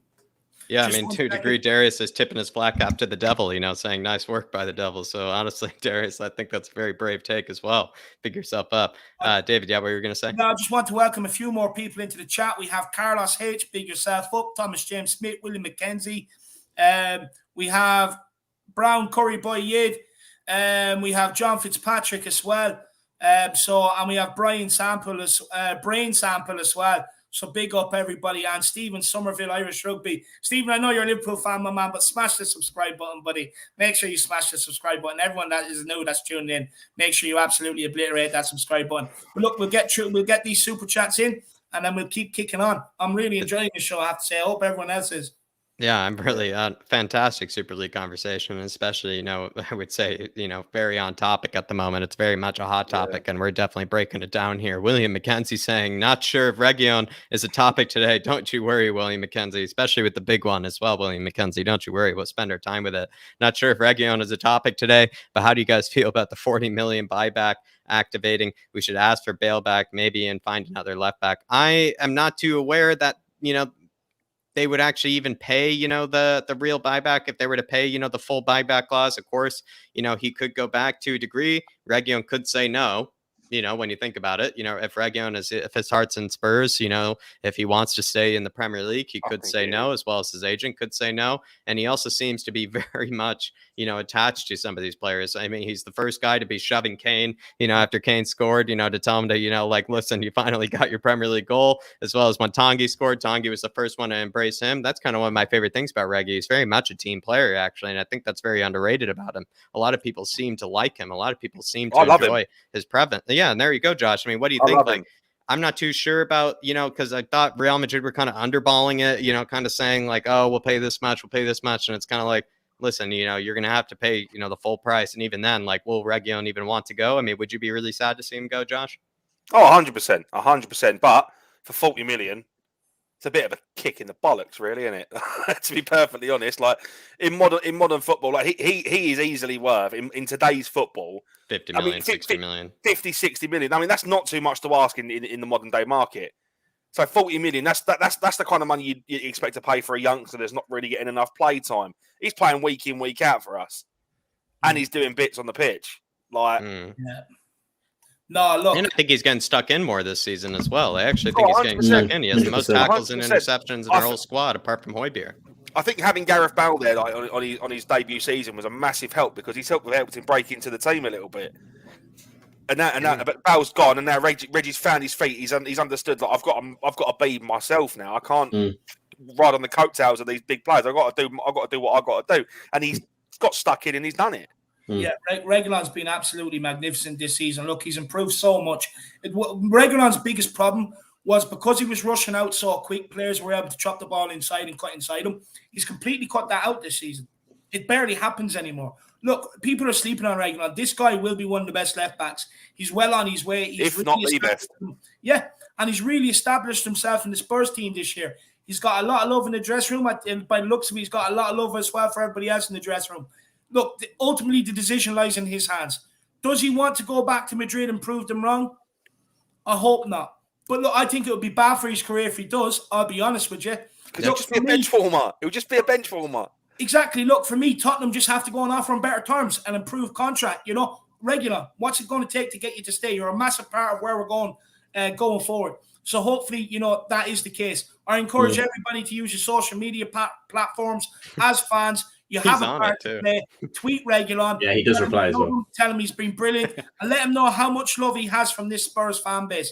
That's what we should be doing with him right now. And hopefully, us fans, we can get him to stay. Let's welcome a couple more people in. We have Alexander Hilton. It's good to see you in. I think this is to do with the poll I just put up in the chat, guys. Click the poll in the chat. That basically what it is will you accept the Super League under these new proposals? Yes or no. The proposals are it's not going to be a closed shop. Clubs from you qualify through your domestic league. There is going to be an A and a B league. There's 20 teams in each of them league. They're going to give fans grants to be able to follow their club on away games. Haven't stated how much or nothing like that. So they are the new proposals. So look, after everything we've discussed off the back of it, guys, let us know in the poll. Yes or David, no. all from the dome right there as well. David done his research all from the dome. Honestly, I'm on the ball today. I had 4 Weetabix instead of my 2, and I'm absolutely all over it. But big up Alexander Hilton. It's good to see you in. John Fitzpatrick, my man. It's good to see you. Phil Letice is in the building. And Catman Jess. And, of course, we have True Blue Spurs. Bryce is in the house. And we have light work as well. Everybody big yourselves up. Make sure everyone is absolutely smashing that like button, smashing that subscribe button. And like so many before you, like William McKenzie here, like Nick Lazier, we've already had Kuva, we've already had Philip Brady, Bob Spur, and William Kelly. William Kelly, Tottenham Tantrum. So guys, why not follow their lead and help support the show, help support the channel with a super chat too. Look, don't worry, we know not everybody is in a position to do it. Sometimes that last fiver, especially on a Wednesday, guys, it can be the difference of having bread and milk tomorrow morning. I fully understand it, so don't worry. I will keep bringing everybody's comments up as per. Do not worry about that. But William McKenzie, my man, I really appreciate the super chat. Great talking point. Hopefully you got the love. Hopefully you saw the love that we were all giving Region. And I would just say, finally, William Kenzie, some of the passes that, Region plays, he's not one of those left backs as well that just blindly just cross it, into the box. He actually plays it on the floor lots of times. He actually likes to cut it, to the top of the 18 at times. He's just actually a clever deliverer as well. I think actually very underrated delivery ability, and maybe a bit of a stats with Jack moment. I do believe still to this day is the most goal creating actions in our entire squad, which just speaks to the absolute beast that he is. I absolutely love Region, and maybe Darius and I will be sending him a TikTok, collaboration of some sort, to make him stay. So there you are, William McKenzie. There you are. Lazy 8, big yourself up though, William McKenzie, for the big one as well. Lazy 8 though, saying David is flowing again, and I love it. Fuck UEFA all the way. Dave, what do you got to say to Nick? Look, sometimes people say, look, Dave, when you go off and when you sound like Eminem, you just flow, the rhythm is sick, you're a slick individual. Look, when I'm well versed on the subject, look, everyone knows I have strong opinions, sometimes too strong, I get that. But look, at the end of the day, I only call it as I see it. There's no filter with me. There's no trying to, butter things up or hide things or anything like that. I'm as straight as they come. And I'm just glad you're enjoying it, Nick, my man. I'm glad you're enjoying it. I hope you're enjoying your trip away for the next 2 days as well, my man. I hope you're enjoying it. Enjoy your life in the capital. Also, maybe it's a bit swampy down there, I would say. Like I said, Nick, before, I mean, it feels like the South down there sometimes with the weather, I would say, down in the capital. But hopefully, especially David, he was rocking the flat cap with the beautiful black, Spurs polo as well. I would say, Nick, you were looking good. You were looking very good, Lazy 8. You were looking very, very good, especially with the shades on. I would just say you were looking very fresh, repping the boys down there. So big yourself up, Lazy 8. Looking very nice, my man. And of course, he was the man behind helping us with the Manscaped and everything else like that. So absolutely, it wouldn't have happened without him. So big up, Nick. And let's welcome in Pete from the lane and Ribsy as well. Big yourselves up, guys. I hope yours are keeping well. Big yourselves up, especially Ribsy and Pete the Lane. Honestly, two legends of this channel, especially in the chat as well. Big yourselves up. I love what they both have to say. Lightwork saying, there's no way we lose the Conference League. I like that attitude, Lightwork. I like that attitude. Like I said, it's supposed to be called the Conference of Champions after we win it then, especially if that's your way of looking at it. Like I said, stop calling it the Conference League. Call it the Conference of Champions, because we're going to be the first ones to win it. Even as well as, Josh brought up earlier, we were the first one to win the Super Cup. We were the first ones, to win a European competition from the Premier League, from the British league system, or from the pyramid. And, that means that, we're the first ones to win the Conference League. We're the first of everything. We're the first of everything. That's the kind of club we are. So that's what I would say to you, Lightwork. Yeah. I mean, there's no way we lose the Conference League if we play smart and we don't go into these underestimating any team. But we have to go into these games smart. We should have learned our mistakes from Paco Ferrero Rocher and Rennes, Rene, whatever they're called, the game like the last was it Rennes the last conference? No, it wasn't the last Conference League. Last conference game, the last Conference League game that we played where we struggled pre 60 minutes. Like we need to go into these prepared for a full 90-minute match and not have to worry about bringing on the likes of Harry Kane and Son. We need to have a team designated for that are going to play well and help us win. Totally agree. And there you are, Lightwork. There's your answer. But I feel like we didn't actually get, a true answer when it comes to, I think, this very hard-hitting question. And so, Darius, I'd like to get your thoughts on it. If UEFA become, because I think I asked David first, if UEFA become obsolete, when it comes to, the fact that UEFA are in fact supposedly supposed to be that independent third party, you might say, in governing the European clubs. If they become taken out of the game, does that mean that the clubs are left to govern themselves in this situation? And what's the danger behind that? In my head, all I can imagine is like you see those money guns that you get and you shoot them and money just goes everywhere. Yeah, hype. That's all I imagine is what's going through like El Khalifi's head and Man City's head. I just imagine it all like, right, gloves are off, £200 million on whoever we want, and nobody's going to be able to tell us you're going too far. He's got his Supreme hoodie and his Supreme glasses with a little money gun, just shooting. And he'll just be shooting money everywhere, and he'll probably drop about. You know what? It might be beneficial for us because he'll probably spend 100 million on Harry Winks and not even think about it because they won't even care about it. So, I mean, part of me kind of wants it, but no, it would literally just be gloves off. It will be just. Will you even care about? Will you even care about sort of like? I guarantee you, Neymar's price will, or what's it called? His transfer fee will get broken probably as soon as the rules get uplifted. It'll be carnage. It'll be pure and utter carnage, and I don't think that will happen straight away. I think they'll sort of again get everybody on their side. I think they will put sort of their own shackles on themselves to an extent, but I don't see that lasting very long. I think once you see sort of the comfortable or the whole sort of, I don't know how to explain it. Sort of every single team who weren't involved, who have now sort of got involved in it, once they are comfortable with these big clubs and this whole ESL, I think they'll just basically, like I said in the last time, I think they'll just literally say, look, we're going to basically now say everybody can spend what they want. And I think, Josh, you mentioned, like you said, the head of Burnley is not going to be able to spend as much money as the head of Man City. So it will just naturally become a sort of closed system league. As it will happen under UEFA. So it's like, what's more entertaining for me is the question I ask myself, and it'll probably be that. So I don't know. Is it morally wrong to sort of spend that money on players? But then I think that sort of went out the window when we were spending sort of £50 million and £80 million on Harry Maguire and stuff like that. So I don't really, I'm struggling to care. I feel like I'm being fake if I care. I honestly, it's going that way. It's going that way anyway. Do you know what I mean? So it's like, they're just fast tracking it. They honestly are just fast tracking it. What are your thoughts then, Josh? If the clubs are then left to govern themselves, UEFA, like Darius brought up earlier, it's not like UEFA have been good boys or have been but what happens if these clubs are left to govern themselves? Is that going to be an even worse situation? It's a scary thought. It's a scary thought because it isn't something that in my lifetime that I've ever seen. So I'm not too familiar on what we don't know what it will be like. On what could potentially happen.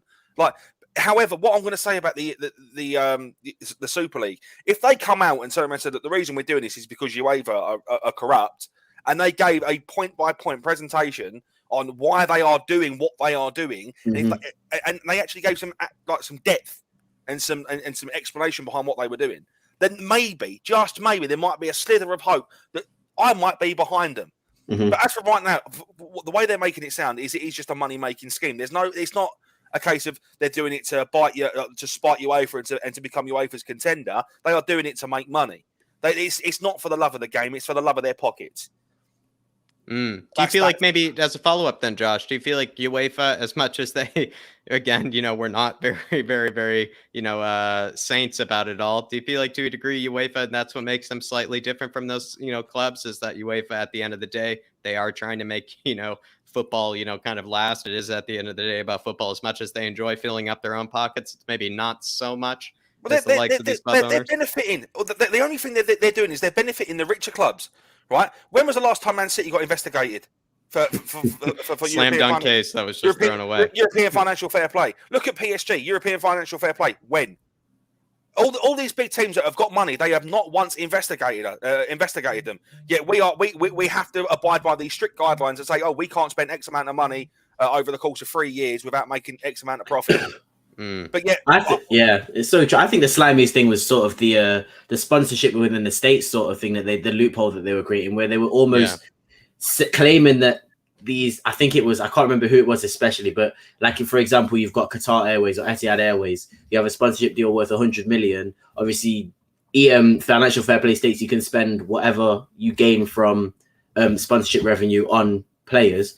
They then spend that 100 million on players. It's automatically corrupt. I don't see how UEFA as a governing body can't see that and just basically and they've only just put a pin in that, like today. I think today or yesterday, I saw an article saying that they're temporarily freezing sort of state-owned sponsorships and state-funded sponsorship. So it's taken them up to now to realize that they're sort of being exploited.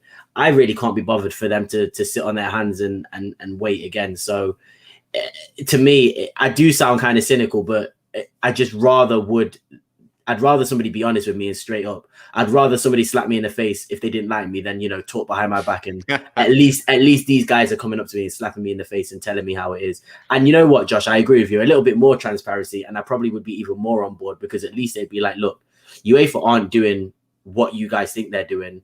At least we're going to tell you what we're going to do. And if you don't like it, you don't actually have to watch. If they come out and turn around and said, with this whole proposition of the paying for the fans' travel, if they turn around and said, for the first 3 years, we'll pay for the fans' travel, and then it will subsequently be reduced over the course of the next 5, and said eventually you'll have to pay for your own tickets. If they were just that transparent with the whole situation, there wouldn't be a problem. But the fact that they're hiding behind legislation and legal terms that none of us can comprehend, and unless you're some unless you're a lawyer on the bar, you ain't going to understand the legal legislation that they're throwing at you. You see what I'm saying? They're hiding behind that legislation. They need to be transparent, and they need to dumb it down for the common folk like myself. But you're going about it though, and maybe more of a lawyer term yourself, Josh. I would say, I wouldn't want to be the lawyer sitting across, the aisle, arguing with you about it. I'll tell you that. They just need to be transparent. They just need to be transparent, and then the chances of them. The chances of fans getting behind them would be just that little fraction higher. But as for right now, they can. Am I allowed to swear that massively on this or not? No, I mean everything apart from maybe the big C. Okay, well, at the moment, what they need to do is they need to take a running fucking jump off of a cliff and not come back. Take a deep dive into the Pacific Ocean and don't come back until you got something worthwhile. The Pacific Ocean's deeper, so that's actually a good choice in oceans. That's a good choice in oceans, I would say as well. I absolutely agree from both of you. And especially, David, sorry. This is a good point from John Fitzpatrick. I just want to touch on it just quickly. If the ESL is happening, we have to be in it. It's as simple as that. And look, it is a good point because, see, it's one of them situations because if it does go ahead and you do stand your ground and you say no and you do what morally is right, you're left out of it. You know what I mean? And eventually you will want to be in it. So it is a very, very tricky situation to be in. But see, this is the thing. A lot of the clubs and the owners used that the last time. They used that the last time as their scapegoat. But it is a very, very good point. So, yeah, maybe it's not as easy as we are saying, John, but fair point, my man. Big yourself up, lad. Good point. I think John is bringing up a fantastic point. And to a degree, sometimes it is kind of, that situation where you just kind of have to fit in. And, as much as I would despise, Spurs for kind of joining it, as long as it means, the more, Spurs play, and maybe the more that we do get to be in the bigger competitions, probably would sell my soul, to be honest. I probably would sell my soul. But I think that moves us into a very interesting question next. And David, would you want me to go to you first? Because I think this would be interesting in that regard, because I feel like what could happen if this all went through? What happens to the greater football pyramid? Simply asked, with all these concessions, with this new proposal, how does this impact and potentially damage the entire football pyramid, not only of England, but of course, of Spain, Germany, France, even the Netherlands and whatnot? I mean, what happens to the greater football pyramid? Well, look, what happens with the greater football pyramid is, first of all, one of the domestic cups will have to go, which will be the League Cup. That will have to go. So the Carabao Cup will no longer be existing. But what you're doing there is you're taking away an opportunity for, the dream of the lower league teams playing against the United, the Liverpool, the Tottenham Hotspur, or Chelsea. It takes away that dream. It takes away the money and the financial benefits that brings with it for them clubs. You've seen how much it meant for Marine to play us. You've seen that money and the cash injection it provided there. So you're taking away from that from all them. Look, even if they do put the Carabao Cup to a point where it's like the teams that are in the Super League won't play in it, well, they're going to put it that, it gives other teams a chance to win something. But for me, I don't want to win it unless the very best teams are in it. You know what I mean? It doesn't mean as much. Teams that earn it. You want to be the best team in that competition throughout the land, not the best team because so-and-so weren't in it. You don't want to be in it. It'll take the gloss off the cup. It'll take the gloss off the win. Takes the prestige off of it, doesn't it? Yeah. So it affects, the clubs. It just affects clubs financially and everything else. It's not good. In terms of the wider football pyramid, look, what's the Kazakhstan league going to do? The Moldovan league, the Ireland league, the Maltese league, all them Armenian league, all them smaller leagues around Europe. How do you expect them to get in? How are they ever going to get in? I genuinely don't know. Reward? It's not good for the whole football pyramid whatsoever. It's going to add more games to an already congested fixture list. We are playing every 3 or 4 days in December already. Now, where are you going to get time to fit them games in? You're not. You need 40-person squads, 50-person squads. The only way you're going to get that time is if you cut down the international breaks. Which international teams will not want to do. So, and you've already heard the likes of Quartal come out and say, look, we're already playing way too much as is. They don't have the players' welfare in it. They don't have the players or the fans' heart at best interest. They could not care.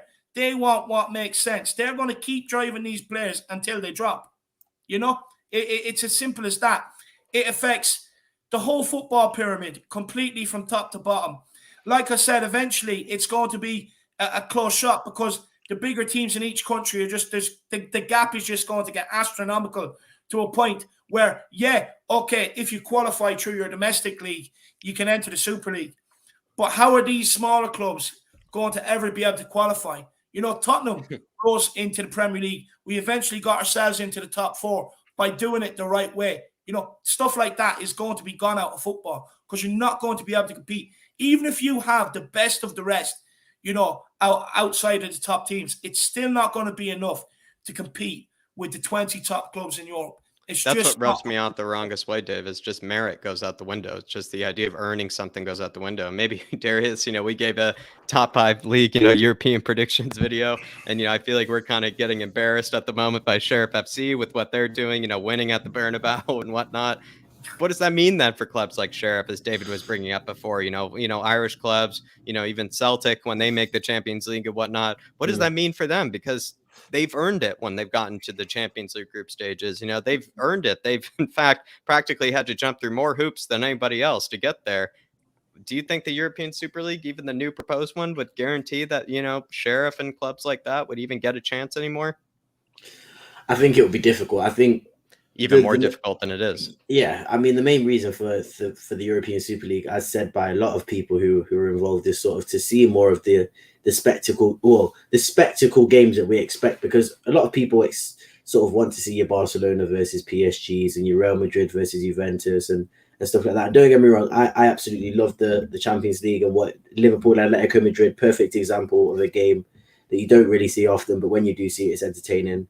But at the same time, I also value, like you said, the Sheriff Tiraspols of the world, who sort of don't always get the opportunity, but when they do, they will take it and they will run with it. And that's it goes as much, and I think it has as much importance as the big spectacle games, those smaller teams being around. I mean, for example, look at Atalanta. They've naturally become sort of an almost a mainstay in the Champions League now. They're consistently finishing the top 4, and they've consistently sort of done quite well once they've gotten to the Champions League. And there's always that also sort of opportunity for teams to become one of these superpowers, or to be flirting around those superpowers. But right, I think that goes out the window. And as much as I keep sounding like a broken record, slowly that was always going out the window anyway. I mean, we're considering sort of people like Inter Milan and Tottenham and AC Milan as dark horses now. And in the grand scheme of things, these clubs aren't dark horses. These clubs are very well backed. They have quite a lot of,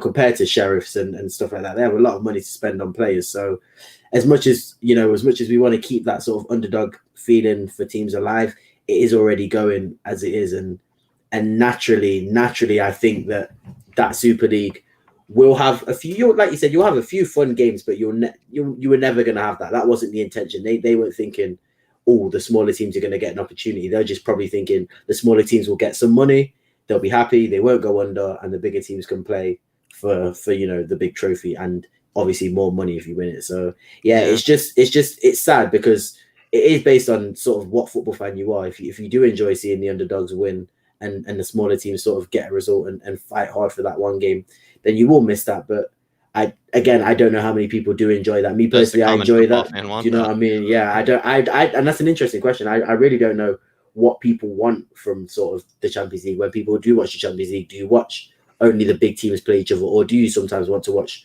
the smaller teams sort of attack the big teams? It's all based on what the fan wants. So yeah, it's interesting. It's very interesting. To you, Josh, then is the Cinderella story, is it out the picture maybe with the new European Super League? Are we never going to see any Cinderella stories anymore? No, you got to think of the potential damage this could do if it does go ahead. So to the Greater Pyramid, right? Yeah, exactly. Let's say, for example, we get the Super League, UEFA go obsolete. We don't get the Champions League. We don't get Europa League, etc., etc. And then after say 5 years, the Super League folds. Right. The teams that heavily depend on the money that they get from European football are going to struggle, and in turn are going to fold. So the teams that Sheriff, for example, I'm pretty sure they get a massive amount of money. Like they are loving life at the minute because of the amount of money that they're getting. If that happens and they don't get that money anymore, the chances are they're going to be financially stuck. For the greater good of football, this can't happen. This can't happen unless there is stability in black and white, and if it's transparent, it's stable. It's a stable plan that we can go forward with, and it will work. Then we could potentially think about it. But for right now, it's a massive, massive red flag. Do you think even, Josh, because I know your greater, especially your greater British, football pyramid, do you feel like it could mean then even the likes of Brentford and whatnot, we might not even see, kind of clubs like that even break up, into the, even surge into the Premier League? Like, does that hurt their chances even more, clubs like that? It would depend on the clubs that get into the competition. Like, we're not going to see the likes of Crystal Palace playing away to Barcelona, are we? Let's be perfectly honest. It's gonna be probably the same system. It'll be the top 4 teams in the Premier League that go into this tournament. So it's not going to necessarily damage them because a lot of the top 4 teams at the moment have a lot of money anyway. I'm thinking more in the support of the smaller teams of the European competitions, the likes of Sheriff. There's loads of other smaller teams. I could be here all day listing them all off, but I'm thinking about those teams that they rely on that amount of money.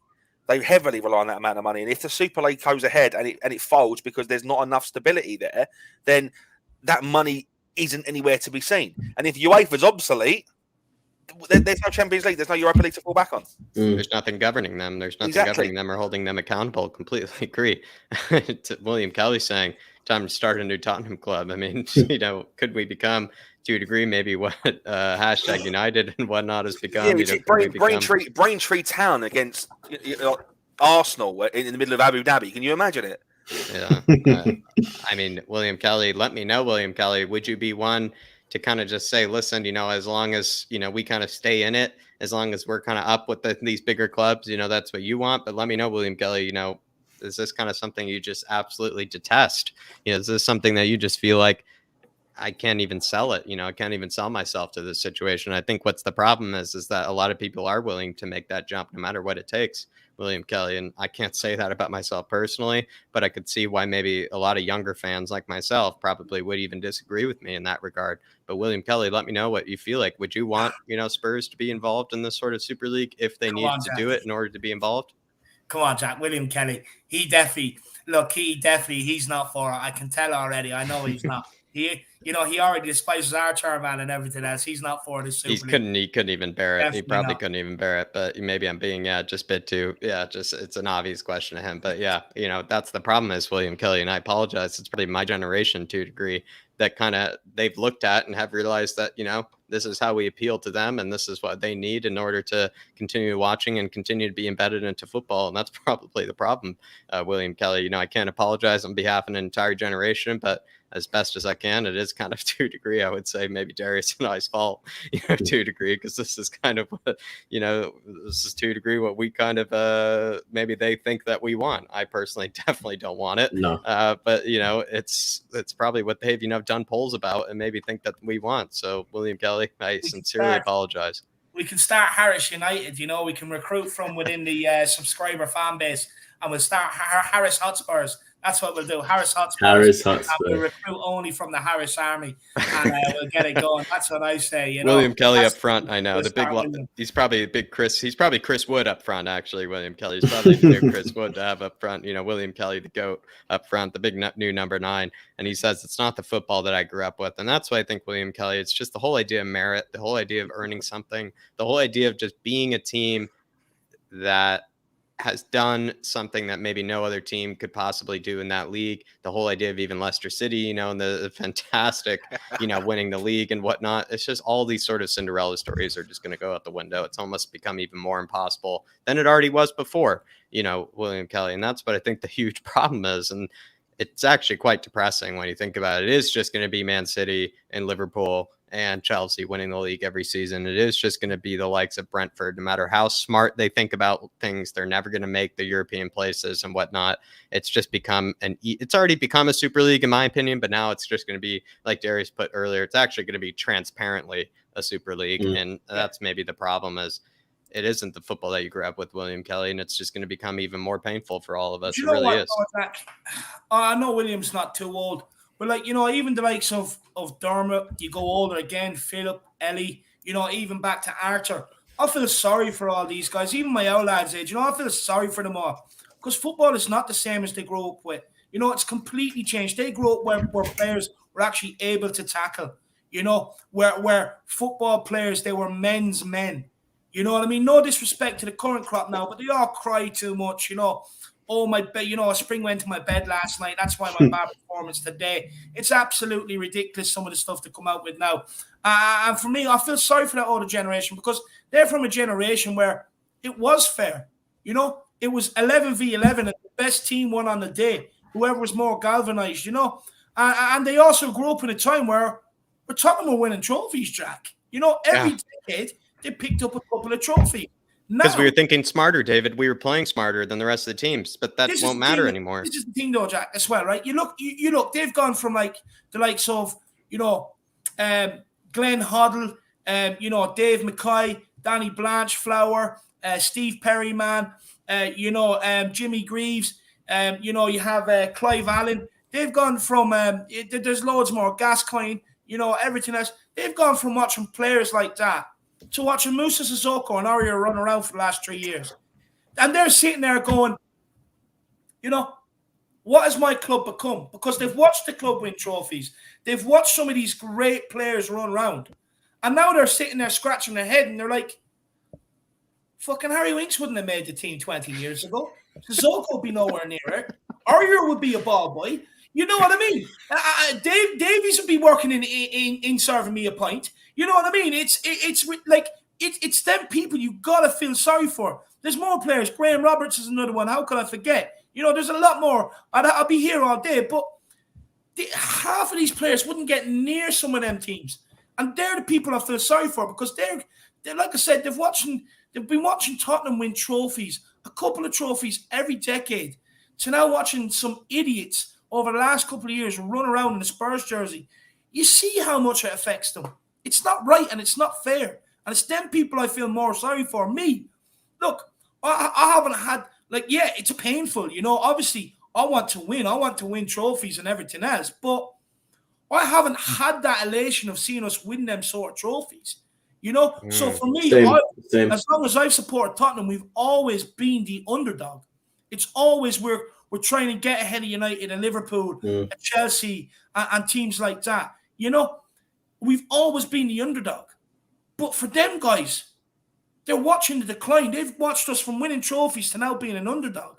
You know, it's hard on them. Do you feel, and that's maybe the problem, especially even younger than, and David, you're still quite young, but even younger than, you know, you as me and Darius as well. It's like we generally only know Spurs as, you know, the AVB area, the Redknapp era, the AVB era, the Pochettino era, and whatnot. And it's just like, we're almost alienated, you know, just by our own youth from the actual success and the actual meaning of the badge. And that's what's even harder, Dave, is I've grown up as an underdog in that regard. And it's actually pathetic to think about it that way, because I know that the club historically by no means has been ever an underdog. And that's what's even sad, Dave, is that we're kind of so distant from these kind of wiser fans and these older fans. And that's what's even going to become even more true probably with the Super League. Yeah, it will. It will. And big up Mickey Fivenson. Not sure if you're subscribed to that, but make sure you do. He says, I'm American. We've got professional American football, basketball, baseball, and then we have college sports. And then we've got soccer. This is why I follow Tottenham. Come on, you Spurs. Big up, Mickey. Man, I appreciate that. It does connect, especially because that's what maybe makes the U.S. quite significant, is that we have 4 different Super Leagues, in our whole system, and then America's got quite a big Spurs following as well. I'm actually quite surprised at the massive following over there. That was probably, having to do to a degree, and, don't kill me or don't shoot me here, but probably to the marketing of, Daniel Levy, probably. In fact, he's probably, just integrated himself into my mind in a way that I probably don't even realize or can't even reconcile with. He's probably that chip in your brain, bro. He's put the chip in my brain. That's what it is. And, even Gareth Bale definitely did as well. But Brain Sample, I also want to give a big shout out to. Brain Sample, he was on the Flat Cap Euro Talk watch along for the Champions League the other night. So big yourself up, Brain Sample. Hope you're keeping well. And also thank you for joining us. And thank you for, as I believe you did, subscribing to the Irish Hotspur through Flat Cap Euro Talk. I'm actually quite surprised, that even happened. And also welcome home. That's all I will say, Brain Sample. Welcome home, my man. Big up, Brain Sample. Big yourself up, my man. And just quickly, Alexander Hilton here. Wake me up before you go. Who needs bail when you have Sissoko? You will not have no more. I can guarantee you now, when that was chanted, you would not see a man above 40, 45 years of age dare saying that. I can guarantee you. And this is probably the problem with Spurs over the last few years. When we have songs like this, man, come on. Alexander Hilton, big yourself up, my man. That's just horrible. I can't honestly, even believe you it. You won't see a man over 40 years seeing that because they're used to seeing proper players in midfield. The Glenn Hoddle, the Graham Roberts, you know what I mean? Players Mickey Hazard. Yeah, Mickey Hazard. Not a Musa Sissoko. You wouldn't see a man over 40 seeing that. Some have even seen the great Ozzy Ardiles as well. You even see highlight reels of that guy. I mean, it just was unbelievable, especially it's Rui Diaz. It's just. And then you got the even older fans who remember the likes of Jimmy Greaves and all Ricky that. Villa. It's just your heart's got to go out to them. It's got to. Some fans actually remember the 62-63 season when we won that European trophy. And we have some of them on the show sometimes. And that's what I meant, kind of, Josh, is the fact that they have been witness to that greatness, the fact that they've been witness to us being that kind of powerhouse. And now they've seen someone like me, be the constant underdog, expects nothing mentality and whatnot. They probably just look at me and just like, Jesus, how far have we, dropped? How far have we dropped at someone like that? This is the argument I always bring up to every fan of an opposing team when they turn around and say, "Oh, you've not won any trophies." Blah blah blah blah. In history, we have, but the reason it's history is because it's past. You've got history. These teams have history as well, but they probably haven't won trophies for 3 or 4 or 5 years. It's about football is about what happens now, not what happened 25 years ago. We need to pick up. We need to pick the pace up. No, there you are. That's well done. Well done, Josh. Honestly, all of you as well so far. William Kelly saying, but things change in life all the time. Nothing stands in life all the time. Nothing stands still. And sometimes you can get left behind. Again, William Kelly, I don't know what, maybe I doubt it was the captain, because the captain, Morgan, doesn't make me so poetic as you've been. So it's probably maybe something else. Maybe it's something, of a different kind of sailor that you've been drinking on today. Because I would tell you, William Kelly, that is quite poetic again. Very, very poetic. And it's something again, William Kelly, that I would say I'm probably too young to really identify with this sort of, this sort of sentiment. But I know I'm eventually going to be saying exactly that in some years' time. I know I'm going to be saying that to a degree. Even sometimes some of the players that I'm doing scout reports for, the fact that they're all born after 2000 already makes me feel, ridiculously old. But it's William Kelly to a degree. That is how life works. And as much as he, as much David as he is a realist when it comes to this club, he also is a realist when it comes to these sort of things. He does realize that life does pass you by in this way. The world does change. Even the orbit of the earth to a fact is, feels like it's changing at this rate, especially when it comes to Spurs. And William Kelly, again, very, very poetic. I don't even know what to say. I'm just actually flabbergasted by that. I actually don't know what to say to it. It's just words of wisdom from William Kelly. He's trying to teach us young fans, that sometimes, things change. You do get a bit left behind and stuff like that. But William, hopefully channels like this, bring some of you guys along the journey with us. A lot, hopefully that is the case. But big up, William Kelly. I really appreciate the support, buddy. You have no idea how much it means, my man. Kuva99 says, when Graham Roberts said he'd run through brick walls for the club, well, bloody well, believed him. Yeah, he would. That's the thing, he would. Imagine asking Harry Winks to run through a wall. Imagine. It's not even that now. You get players, I've been a fan of this club for all my life. No, you haven't. Shut up. Yeah. Back then, when a player said something, they meant it. Now they don't. They'll just go where the paycheck is. That's what it is. You don't even know if they're saying it, do you? It might be their PR team that's tweeting it. Exactly. I mean, back then, a lot of the players eat, sleep, and live football. Now they don't. They all have other interests. And as much as people can say, "Oh, well, they should be allowed other interests," yeah, of course. When you retire, you know what I mean? At the end of the day, it's a privilege to be able to be paid to play football. And a lot of these footballers have lost sight of it now. They're all too busy getting their clothing line set up, their esports team set up, or promoting Boohoo, man. Yeah, promoting Boohoo, being on Talk Sport, whatever it is. They're too busy doing all this sort of stuff, and they don't care enough about the football nowadays. They have so much other interests, whether it's like, driving around drunk in their Ferrari because they can, you know what I mean? They're bringing women to homes during lockdowns and everything else. They're gone beyond the joke, and eventually these players are going to have to be reined in. Look, I would like to start seeing football clubs win these sort of fuckers out of the game. To be honest with you, because at the end of the day, it's coming at their expense. You know what I mean? It's coming at their expense, and it's not a good look. The problem is there's too many players that don't really care if they play or not anymore because I'm sure fuck it, I'll just concentrate on my clothing line. You know what I mean? Or I'll just go and change my hairdo. Or the first instinct isn't, oh, well, I better get back on the training pitch and improve my levels. And, there are still some footballers like that out there. Don't get me wrong. But back then, you had players who genuinely eat, sleep, and breathe football. Yeah, they might have went and enjoyed a pint in the evening and everything else. But you can guarantee if they weren't performing, they were on the training pitch trying to put it right. You know what I mean? And stuff like that. Nowadays, they don't. They just hop in their Ferrari and off they go home, It's absolutely ridiculous. But big up Kuva99. On top of that as well, it's not a good look on the younger players as well. They're supposed to be setting an example to the younger players. Yeah. Do you see what I'm saying? And they're promoting this lifestyle that is not. It's not football like, is it? Like, people play football because they love football. It's not a job. It's a passion. A lot of them are playing football and wanting to live like rap stars. Honestly, exactly. Sometimes, do you know what? Sometimes I genuinely feel as if the audience of the fans are more passionate, more than what the team are on the pitch playing for some. Of course they are. It's a lot of.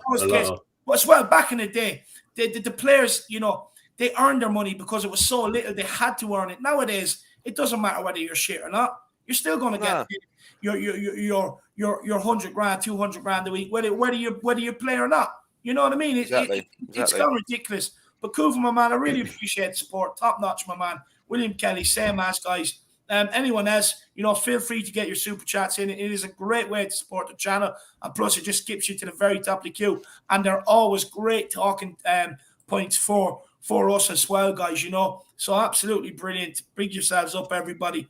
Make sure everyone is smashing that like button as well and the subscribe button. And William Kelly says he's an Irish poet. That you are, my man. He's a modern day Oscar Wilde. Maybe he has, alongside maybe the Captain Morgan is alongside the Oscar Wilde, poetry, David. Yeah, Oscar Wilde, W.B. Yeats, take your pick. We have we come our lineage, Irish lineage. There's always been some great Irish poets, writers, because back in the day, that's all they had was to be a poet, a writer, a singer, songwriter. That was their source of entertainment. So we come from a great long line of Irish poets. So big yourself up, William Kelly, my man. What a legend. I'll tell you, William Kelly, deeper thinkers, they come from much darker, cold, wet, rainy places for a reason. They don't come from big tropical sunshine for, that's the case. They come from deep, dark, places and cold, wet, rainy places. That's where the deep thinkers come from. But moving on, everybody, we are actually maybe done with the Super League at the moment. I thought we really well covered it and probably will continue to cover it, in the future. Definitely will continue to cover it. We're all over it. But we are now, maybe talking about that December fixture list that has just been changed, everybody. And maybe the first question is, maybe I'm going to go to you, Josh, is how do you see us faring and handling this December fixture list? I mean, it looks like, it's going to be a match every 3 to 4 days. Is it maybe going to speak to the lack of depth that we have in certain areas? And how do you see, how can Nuno maybe, yeah, I completely agree with that. Maybe you can just explain that. But how do you think Nuno can best handle it, if he can even handle it at all? I think it's gone. Go on. Can I just read out the fixtures? Yes, yeah, I can do it actually for you, Dave. I'll do it for you if you need. Tell everyone exactly how bollocks this is.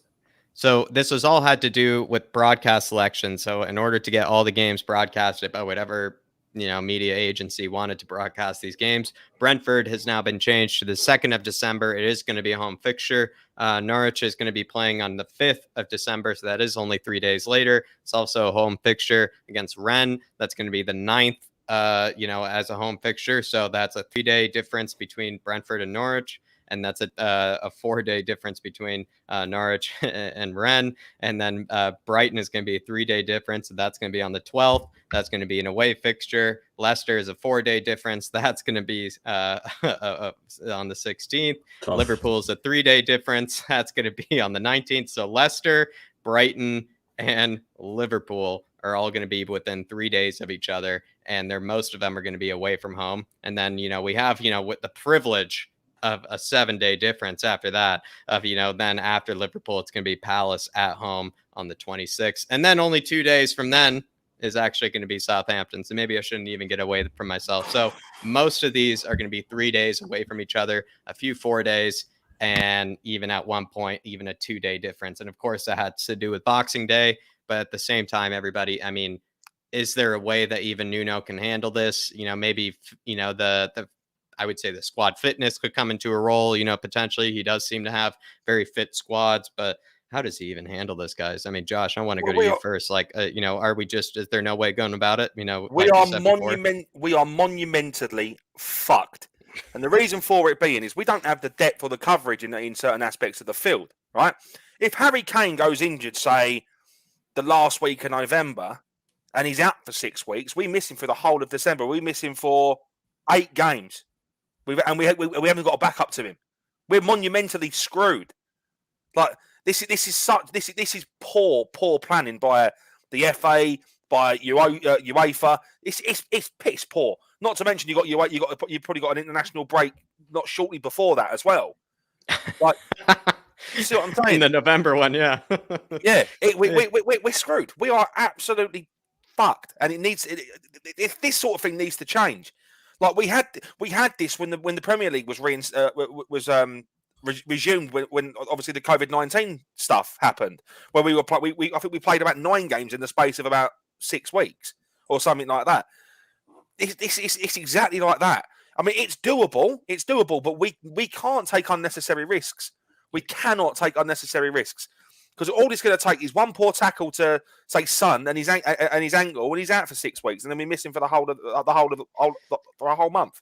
Even also though as well, let's say it goes both ways. Maybe if you're on the one side of things, Josh, let's say we go on a winning streak. That means then we kind of ride the continual vibes of constantly smashing every team. But let's say we go on a losing streak. It means we're going to be playing game after game after game where we have no time to recover, do things different tactically. Well, and that's what makes it even harder. So on the 12th of December, we play Brighton, which is in the south of England. All right. 4 days later, we're playing Leicester in the north of England. And then that's Liverpool, which is also north. Yeah, that's not including travel days, rest days, training days. Seeing their family. Yeah, exactly. They are literally going to be on the road for 4 weeks flat. There's absolutely no if, buts, or maybes. They'll be lucky to get a 6-hour sleep of an evening. We're going to be screwed. We are going to be absolutely. We're done. Come December, if we are still where we are in the Premier League, at the end of December, we've done something right. we should be aiming for top 4. Modern miracle, you might say. Modern miracle. Yeah. And on the subject of is it something Nuno can do? I don't think it's something any manager can do. I don't think even the best of managers. Look at Jose Mourinho, for example. Like he had the same problem, and he's undeniably one of the greatest managers in the world. Yeah, probably a little bit past it now, but he's undeniably one of the greatest managers to ever grace this planet. And even he struggled. So it just goes to prove even the greatest men are going to struggle from time to time. And Nuno isn't exactly a great manager. Let's be honest. I mean, he's starting to find his feet a little bit, but he's a long way off of being fantastic. So it's going to be something he's going to be experiencing for the first time. Yeah. He's going to seriously struggle. And I agree with you. Even the best of managers would struggle with it, especially with our squad depth. But, you know, maybe speaking of someone who I know isn't past it and someone who I do rate in their tactical genius, you know, Darius, if you were to find a way to, you know, navigate this situation, and I hate to, you know, put you in this situation, you know, maybe we could tag team it a bit, but I mean, how on earth, you know, could you even navigate this? How on earth would you even be able to handle this sort of situation? Is there a way to even handle it, especially with our squad? I think what you said about sort of it's going to be a consistent, it will be a run. I don't think it'll be sort of a win-loss. I think it'll be either the best December ever or it'll be one of the worst months of our season, just because I do believe. And is this just a question? Is this sort of situation with these games being so close together? Is that for most teams, or is that just a Tottenham thing? Well, that's I'm sure. Yeah, it's just ours simply because of the broadcasting selections, and also because of course, you know, December we all know is always hectic. Yeah. But it's just also as well, you know, they want to be able to. We've struggled in even having some of our games broadcasted. You know, especially in the UK. I know over in the USA it's a bit easier actually. But I know in the UK it's a bit kind of dodgy sometimes for you guys, and I think that's maybe what it is. It's just to be able to have, you know, when everybody's out, you know, at home with the family and stuff, you know, to have all the games broadcasted. That's the reason. And so they're just going to say, listen, we don't really care what your squad depth is or what your position in the league is. We want to see Tottenham play as much as possible on the telly. I mean, how would you then navigate it? So do you probably have to sort of change almost the style of play and sort of reserve energy, because you can't, like, I know we all want to see this team press 24/7 and win the ball back high and, you know, be on the transition quickly, but we can't see them do that for, like you said, 4 weeks, 8 games. It's it's not humanly possible for any player, and I don't expect a player to sort of press like that for that many games without getting injured. So you're gonna either have to pick and choose when you sort of play against or play that sort of style, or you have to sort of pick and choose when you're gonna really play a strong 11, because like you said, Liverpool, Brighton, Leicester in the space of what, 9 to 12 days? I mean, all 3 days apart from each other. Yeah, so it's Brighton first, then Leicester, then Liverpool. You could easily play your strongest 11 in all 3 of them games and justify it, but I don't think that would be the smartest decision to do that. And I know that we obviously say that the depth isn't great, but I still believe, and I sort of got this notion from seeing him split the squad in half this week. I still believe that we've got enough players to sort of get us through that many games and not drop significantly in quality. The forward, the sort of the striker position, I do agree is a problem, because I don't expect Dane Scarlett to carry that team in terms of goals if Kane was to get injured. And I know he ain't going to be smacking goals top bins against Liverpool, is he? Let's be honest. Exactly. And I know Son can play up front, but again, it's taken away.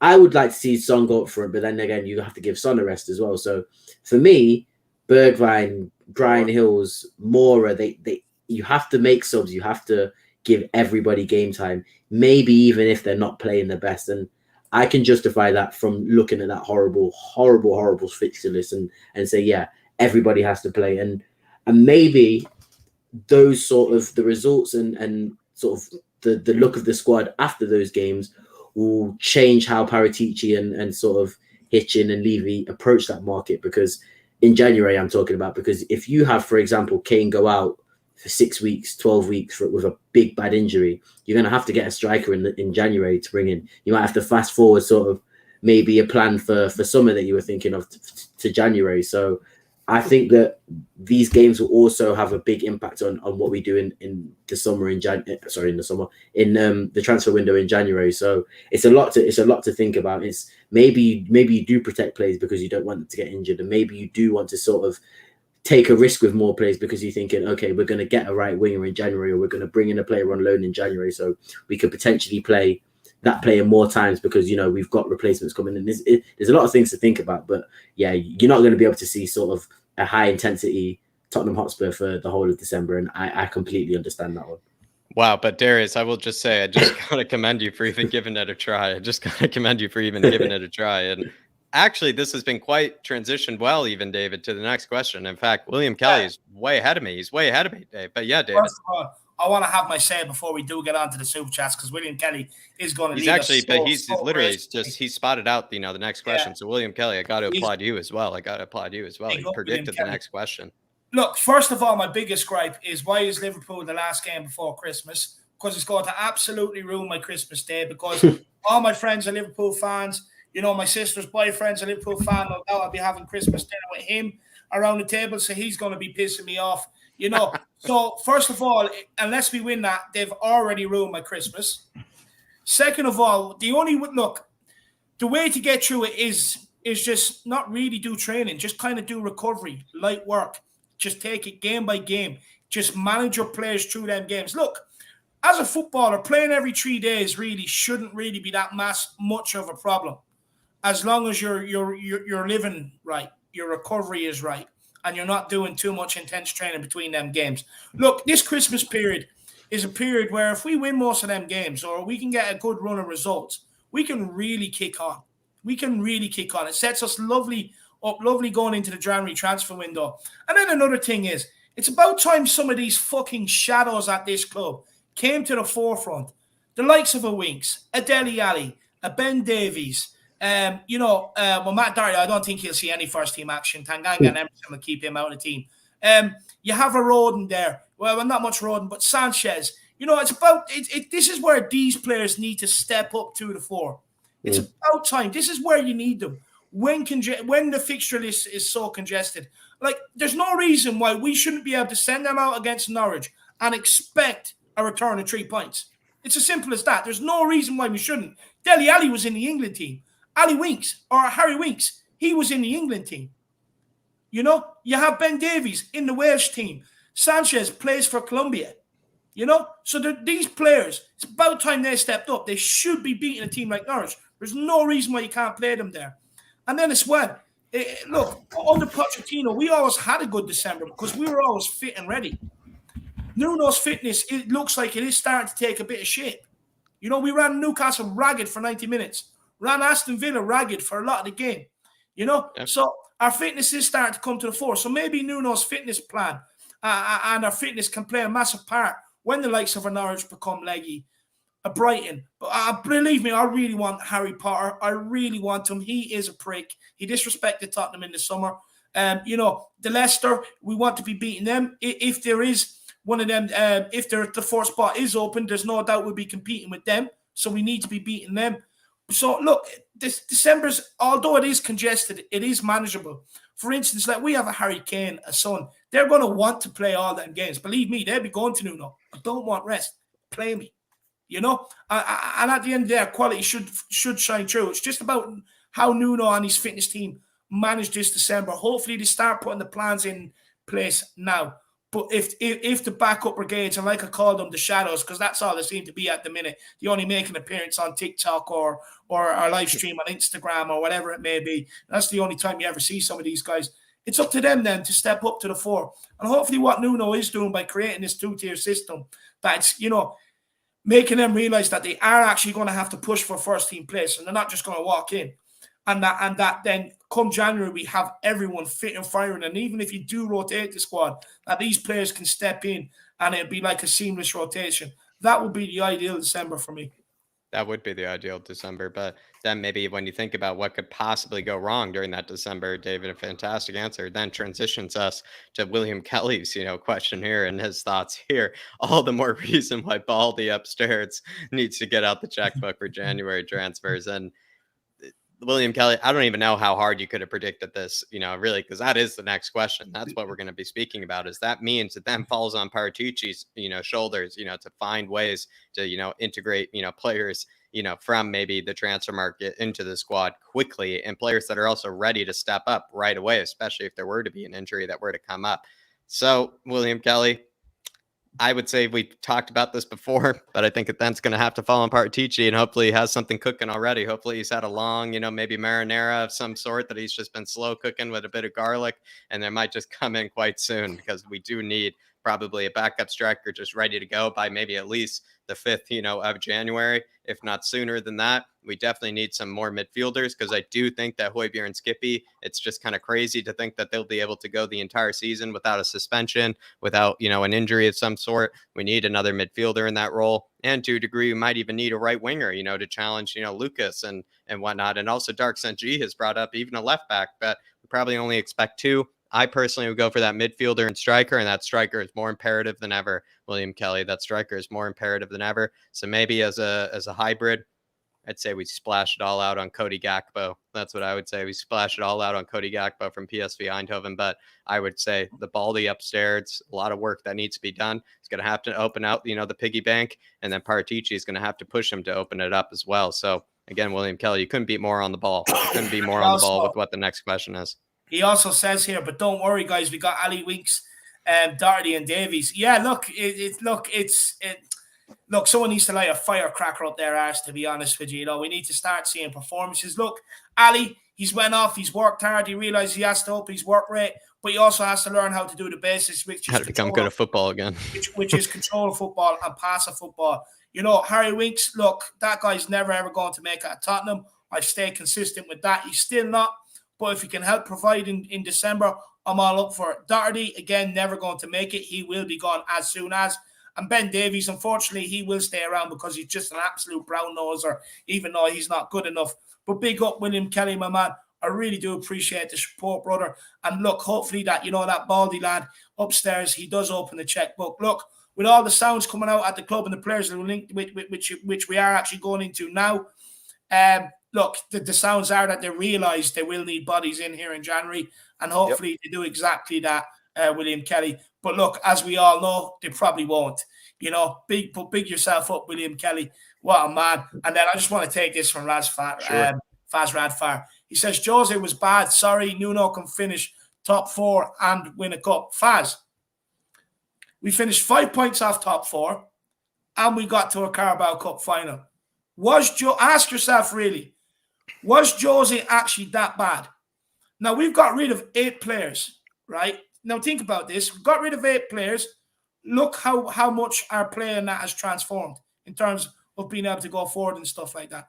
Also, no surprises that we're actually winning games now. And players that Jose did have to rely on, which was some of the 8 gone, plus Ali, Winks, Doherty, Davies, they're absolutely nowhere near the team. Absolutely nowhere near it. So ask yourself this. Was Jose actually the problem, or was it the players? And I still maintain, and I've maintained this all along, all throughout it, that it was the players at the club. They did not care. They could not give a toss. And people wanted, Jose Mourinho to go around, butter the balls, and give them a blowjob. And that's the problem with modern day football. That is the problem. These players want to be sucked off and putting in a shit performance. How many times does Jose have to come out in the press, take the bullet for them, and they still couldn't go out and perform? They could not give a toss about the club. In fact, I argue, if Jose was here now with these players, we'd probably be sitting top of the league right now. I'll be honest with you. Probably would be. That's my opinion on it. Look, everyone wants to say Jose is finished. Is he the same manager he used to be? No. But is he finished? By all means, no. He's been the most successful manager at Man United since Alex Ferguson. Look, hindsight's a wonderful thing. But ask yourself truly, was Jose the problem or the players? Really look into it. And I actually might do a bit of a show on that, to be honest with you. I might actually do a show. Because there's no coincidence that we rotated 8 gone. The players that are still here that we know are crap and we're causing a problem, they're nowhere near the team. And look how much different we look. So I don't think Jose was relying on Harry Winks and Moussa Sissoko to partner Højbjerg. I mean, that just says enough. That just says enough. Yeah. He had to make do with that. I completely agree, David, actually. Well said.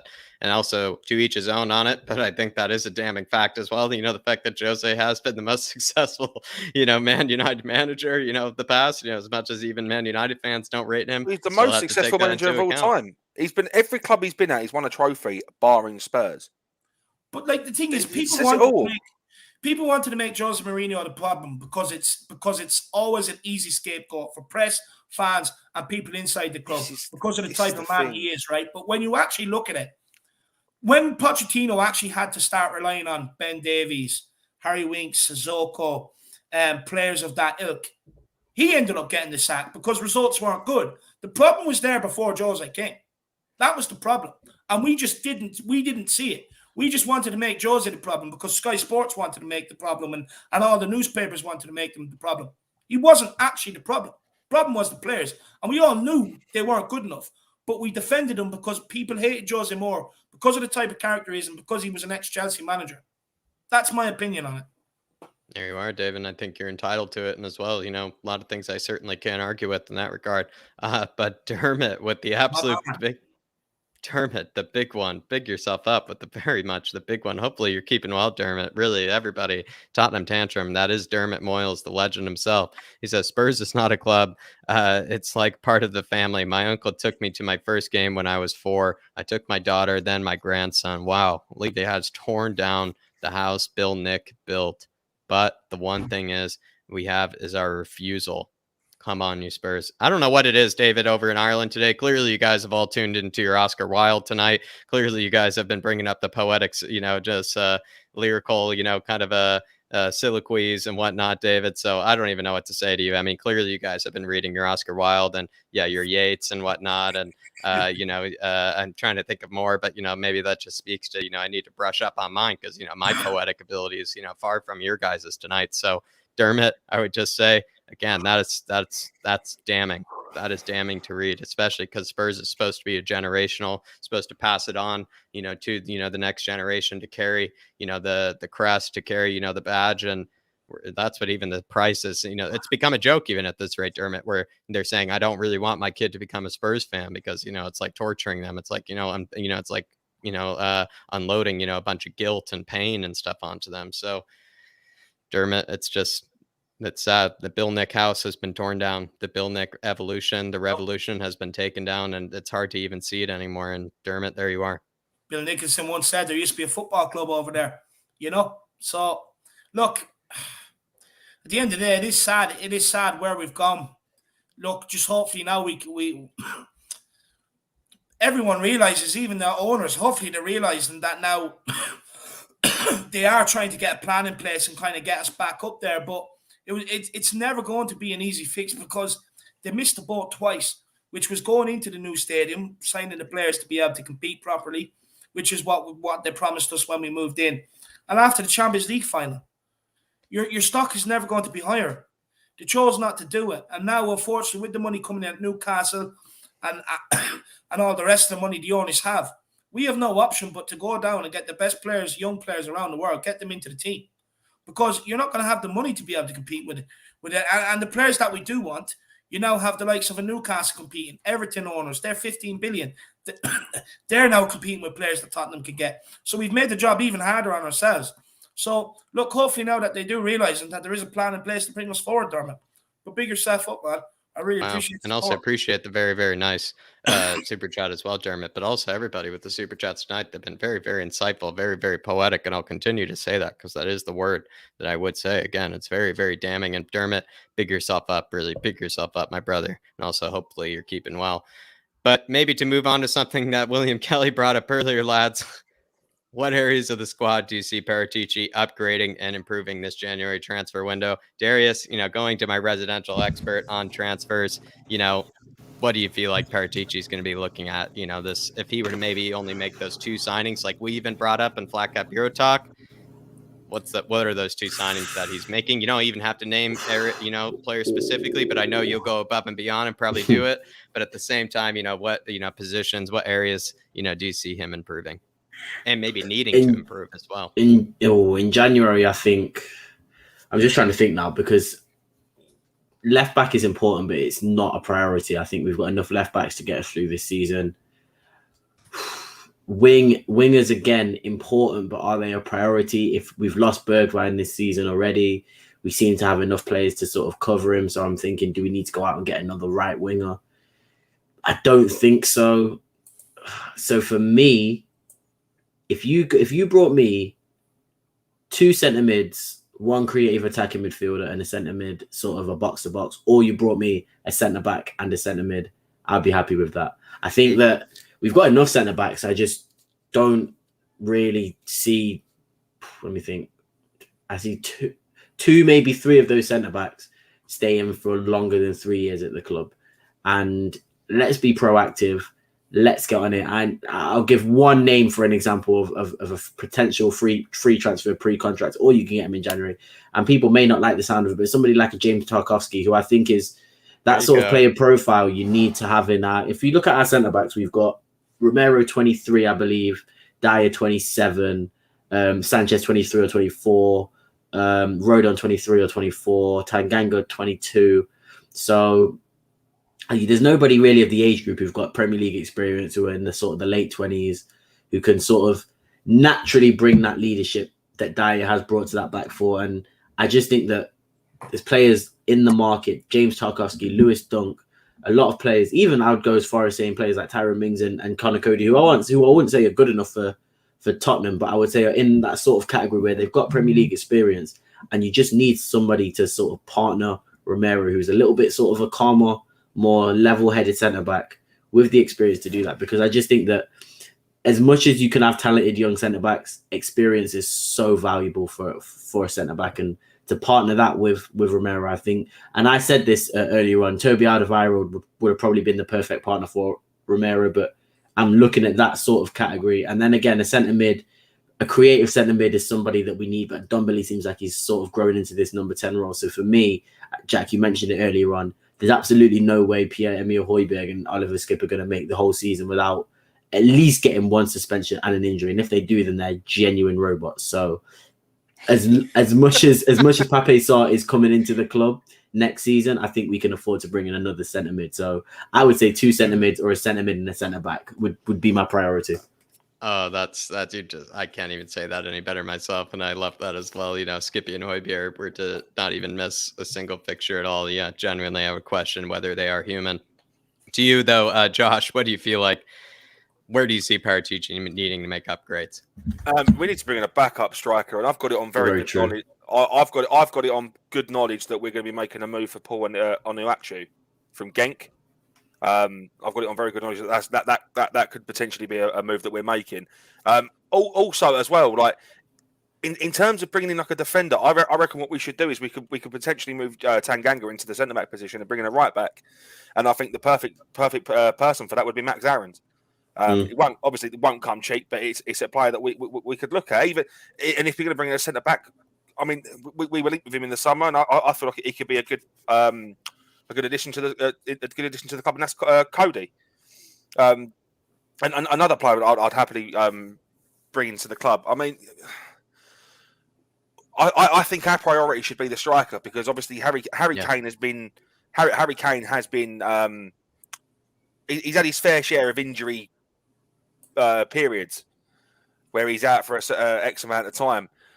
If we're going to make a massive move for a big striking player, then I reckon we should be probably looking at the likes of Dominic Calvert-Lewin. I'd love to have him in our team. I think he'd fall right in place easily.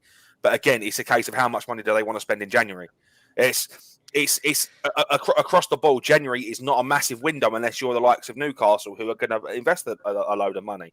I mean, we don't pump a lot of money into players. We've experienced this firsthand. But no, Dominic Calvert-Lewin, I'd love to see in our club. There are players I could put in every position, but I think the two that we need to go for are a backup striker and another centre back. Or go for that right back position and move Jeffet Tanganga into centre back. Would you just a question on the striker? If you guys had an opportunity to sort of, because I know we were linked, like you said, Josh, we were linked with sort of Vlahovic and big name strikers, Martinez, which would obviously sort of partner Kane.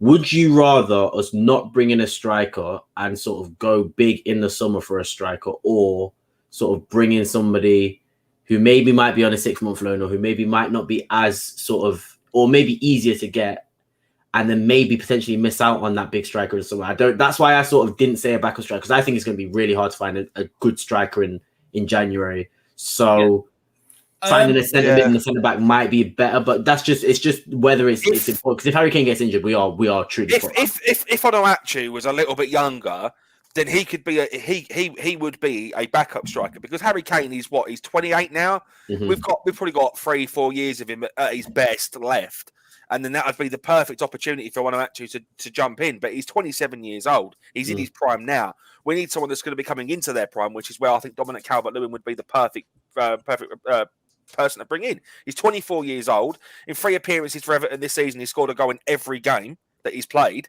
Like it's I think it's a no-brainer. Like we need someone. Patch player though, Calvert-Lewin, no? I mean, it can be, but I just think if he was in the right team, like I don't think Everton's the right team for him. He's a very, very, very good player, and Everton aren't a very, very, very good team.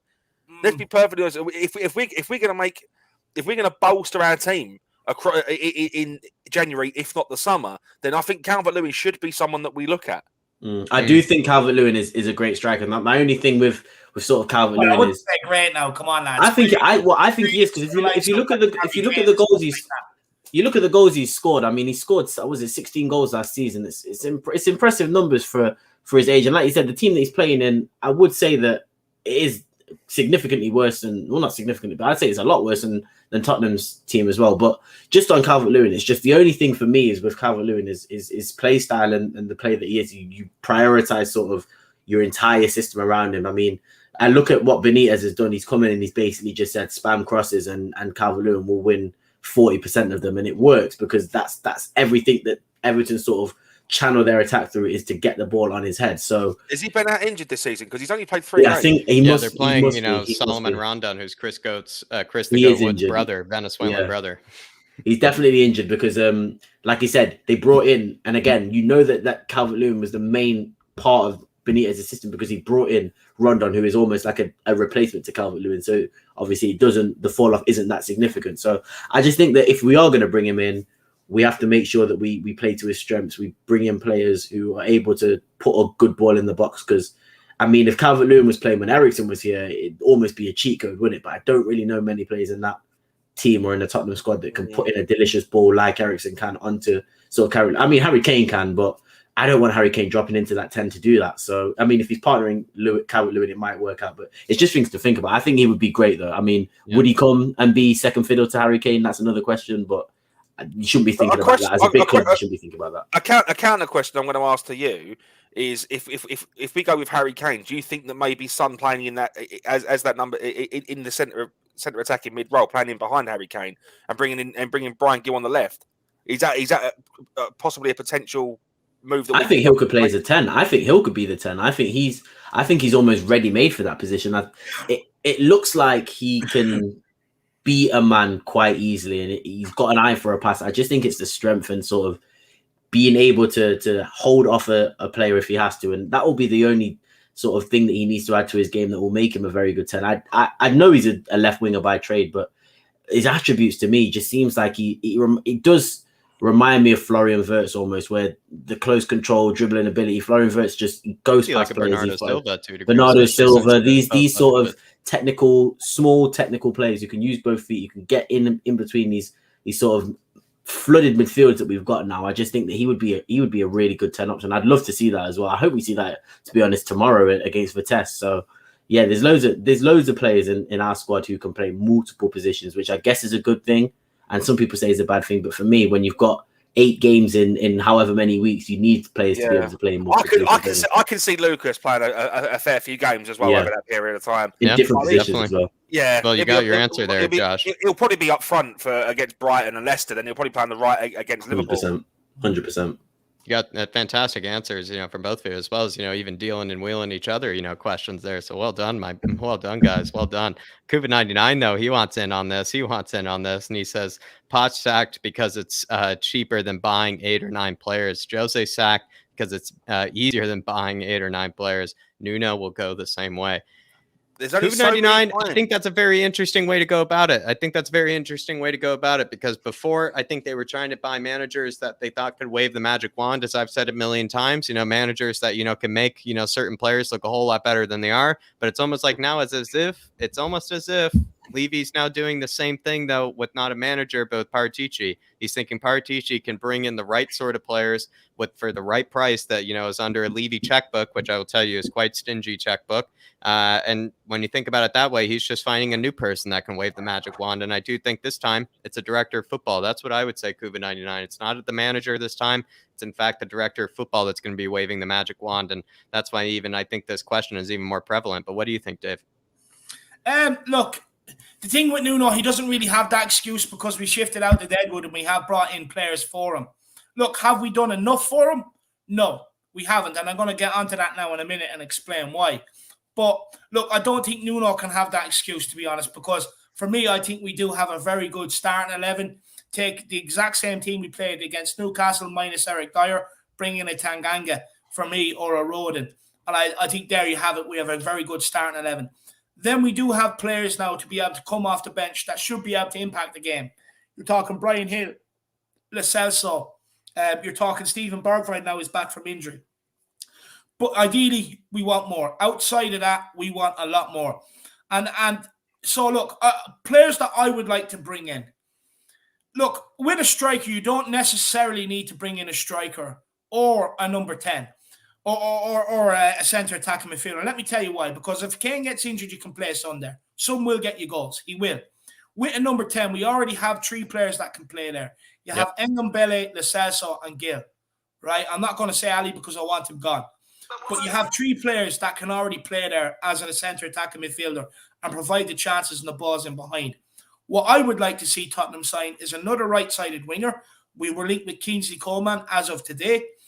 He's fallen down the pecking order at Bayern Munich. Paratici also has history with Coman. He brought him from PSG back in 2014. So there is already a relationship there. He brought him from PSG to Juve. So the relationship is there. So for me, I would like to see another right winger come in because it can only be good for Lucas Moura because it might actually make him his end product. Look, as incredibly hard as Lucas Moura works, we need more goals and assists from that right-hand side. We need more chipped in from that right-hand side. So I'd like to see us go after right winger. And then I'd like to see us go after a centre midfielder. Because this January is about patching the squad until you can get to the summer. And then the summer again, that's where you can really fix it going into next season. Right? But in the January transfer window, it's about patching it up in the right areas. And you're not going to have too many players available. So I do think a right winger is acceptable to go after. Go and get the job done. Because I agree with Darius. Look, people were calling for Vinicius. The guy can't even get a game at PSV. Right? There's no point in bringing a guy on loan in here. You need, or a guy that you don't have faith in. You need to be spending that big money in the summer. Because who knows, Harry Kane might go in the summer. You don't know that situation. So you have to bring in the right player.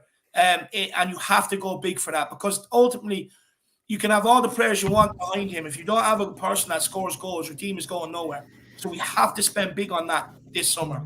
I agree with Darius. I would rather wait till the summer to get a striker because right now you can have someone who can play up there if Kane gets injured or whatever. You know what I mean? And then you can put Bergwijn on left wing. Then I go into centre midfield. I want a centre midfielder in the role of a Tonali, in the role of a Bruno Guimaraes, in that sort of role, who can play that ball from deep. Because that's what we're missing at Tottenham. In fact, it's an option that not many teams in the Premier League actually have. Yeah. It's something that's gone out of football. Someone like a Paul Scholes, a Steven Gerrard, who could play that ball for any winger or any striker to their foot, no matter what run they make from deep, from that 60-yard position. That's what we're missing. A Bruno Guimaraes or Sandro Tonali, they will solve that problem. They will solve that problem. I think Paredes would be a great example. I mean, Paredes is our... I love this guy. I was telling Jack about a couple of months ago how much I love him. I think he's our favourite, isn't he? Brilliant. Because, look, with Højbjerg and Skip, they're more or less the same type of player, right? It's great having them in there. Obviously, for the likes of the bigger games, you're always going to have them in there because you need the work rate and stuff like that. But say if you're playing against a Burnley who set everybody back behind the ball, you can afford to take off a Skip or a Højbjerg and bring on someone like a Tonali, bring on someone like a Bruno Guimaraes, or Paredes, someone who can play that ball from a deeper position over the top. It'll give us an option that no other Premier League team really has right now. I think it'll be a magnificent option. Someone who can also dictate the tempo. from that deeper distance. Ndombele done it the other day, but ideally, you want someone like we had when we had Michael Carrick, who would pick up that ball, rotate it from left to right, slow the game down. You know what I mean? When it needs to be done, because at times we panic on possession, and that's because we don't have that midfielder who is really, really confident on the ball to be able to dictate the play.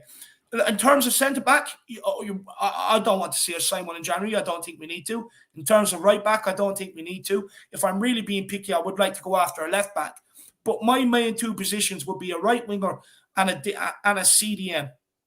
There's plenty right wingers there as well. There's plenty right wingers available, and so the thing is with right wingers, like you could pick.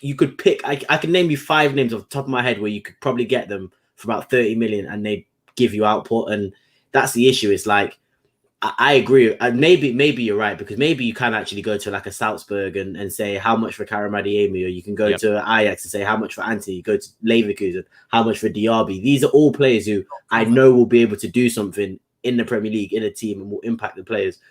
It's just I don't know. Maybe what is our main weakness at the moment? Like in our squad, for me, I wouldn't say anywhere in the 11 is blatantly terrible. It's the depth, isn't it? So where's the depth? Yeah, and And would you be against sorry to let you finish that. Would you be against sort of maybe not starters coming in, but players who can impact the team, who are maybe being bought for the future? It's just I can't see a starter. Here's a player that not many people talk about, and I think he would impact the team, and he can impact the team from the bench and everything else. Donny van de Beek from Man United. Go and get him. Yes. I would do that. I would do that 100%. That would be smart business, but I don't think he would come. I don't think Man U would sell first of all, and I don't think he would come. I think he could probably attract a Juventus, one of those. Go to Newcastle. What about that other guy that we're linked with? That guy that plays Tchouaméni. Alongside, Tchouaméni. He played again, alongside. Great choice. I think I like the look of him. I think he's going to be a good baller. I think he's going to be a very good player. He is. He absolutely is a baller. And so, Dave, to give my answer for it, I would personally say, in that regard, I kind of agree with what's been said before. We don't necessarily need to just go for an out-and-out number 9. It's just someone that can only play number 9, like a Vinicius. I think we have to be better than that. We have to think smarter than that. So that's why I would pick somebody who can not only play, striker, but can also play on the left wing or play on the right wing. To a degree, maybe an example everybody knows about would be like a Marcus Thuram. Because he can play all across the front line and also play striker and do a variety of things, but also still challenge for the first team and is still someone for the future at the same time. But personally, I would go for Cody Gakpo just because I'm falling in love with that guy every single day with how beautiful he is to watch. And he's a fantastic finisher as well. And he's scored goals. Like that guy has scored goals as well. So when you think about it that way, and then I agree with David, I think it needs to be a center mid. I think it needs to be someone like a Paul Scholes kind of player that can just be able to break a team down, just ping balls left and right, and just dictate the play, dictate the tempo. Bruno Guimaraes makes complete sense as well, though, as Paredes. I will say, as well as Paredes is a good passer, he's one of the best shithousers in all of world football as well. That and dude he'd be right brilliant. At home with his Argentinian boys as well. I don't think you need much convincing to come and join Romero. He's ready for the Premier League with the way he plays as well. I'm telling you, If like they he abolish the probably would get a homegrown rule sick. as well. He get a sick feeling out of it as well, playing in the Premier League. Yeah, Josh. Haven't they abolished the homegrown rule now as well because of the European changes? Have they?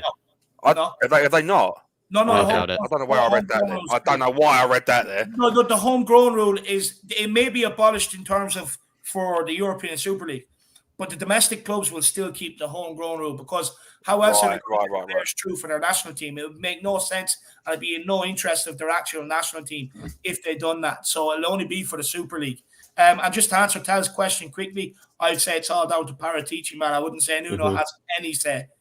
Yep. And also back to Kuva, I think it was a great, kind of question brought up before. Great comment. We've relied on managers to wave the magic wand. We're now relying on Paratici to wave the magic wand. And if he were to only have 2 signings, I as well would go for somebody that can not only play striker, but also can play across the front line and challenge the likes of Bergwijn, Lucas, for those starting positions. And I think that's what we should be going for. And then as well, like David said, get someone like a Steven Gerrard or like a Paul Scholes that can also maybe be a bit different to Højbjerg and Skippy, but also play in that position plenty comfortably. And we brought up plenty of examples already. And some of those examples we've even said are not even being selected very much on their side. So I think that was well broken down by everybody.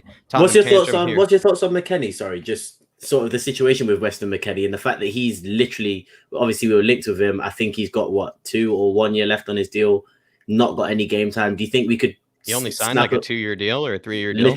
Literally a short deal. Do you think that's what he's going to be looking for? Sort of players out of favor that you might be able to convince a team to sort of let go, because if Juventus sell Weston McKennie, I don't think they're going to be that fussed, and I don't think they'll really feel it that much because he's not playing. So I think that's a great shout, actually. And I'm still so confused by that McKennie situation, because he is a fantastic player, and I just don't really understand to a degree why they paid then that 30 to 40 million that they bought him for, and then they're just going to sell him then so quickly, especially if they're going to sell him practically on a free to a degree. Just simply doesn't make business sense. And if that were to be the case, I'd absolutely take him. It's just so hard for me to believe, because it kind of, as you would know, Darius, it kind of goes against all of transfer logic and transfer rules that, he's being linked with so many clubs, because they just paid that release clause or whatever it was, or that delayed fee that they did. Kind of like what we're doing with Christian Romero. We're going to be paying off the whole fee next season. It's exactly what they're doing with Weston McKennie, and they just paid it. So it really just doesn't make sense. It's just such a loss, for them. So that's why,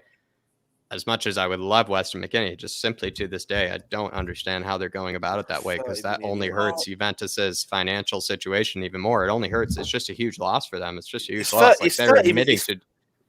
Yeah. Go on.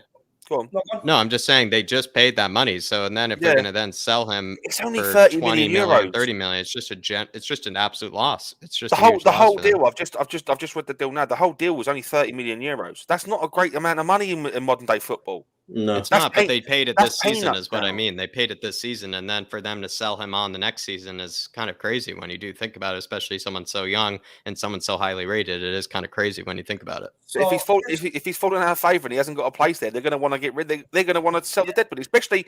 I think isn't Juventus one of those teams that are currently struggling as well, like slightly. And they also have sort of, and this is the thing with a lot of clubs now, and it was sort of, this is very prominent with the reason why I don't think Reguilón is going to go anywhere near Real Madrid next season.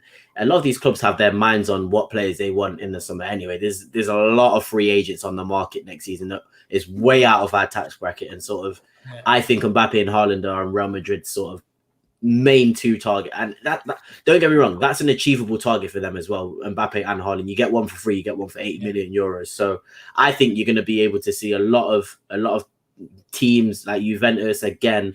I think they're probably going to look for Vlahovic. I think there's going to be a lot of teams that already have their mindset on players, and we can come in and maybe, like you said, Van der Beek's, players like that, sneak in and take a few players off these hands, because they're talented. We need to do what Villa did. We need to do what Villa did. Just swipe under the radar.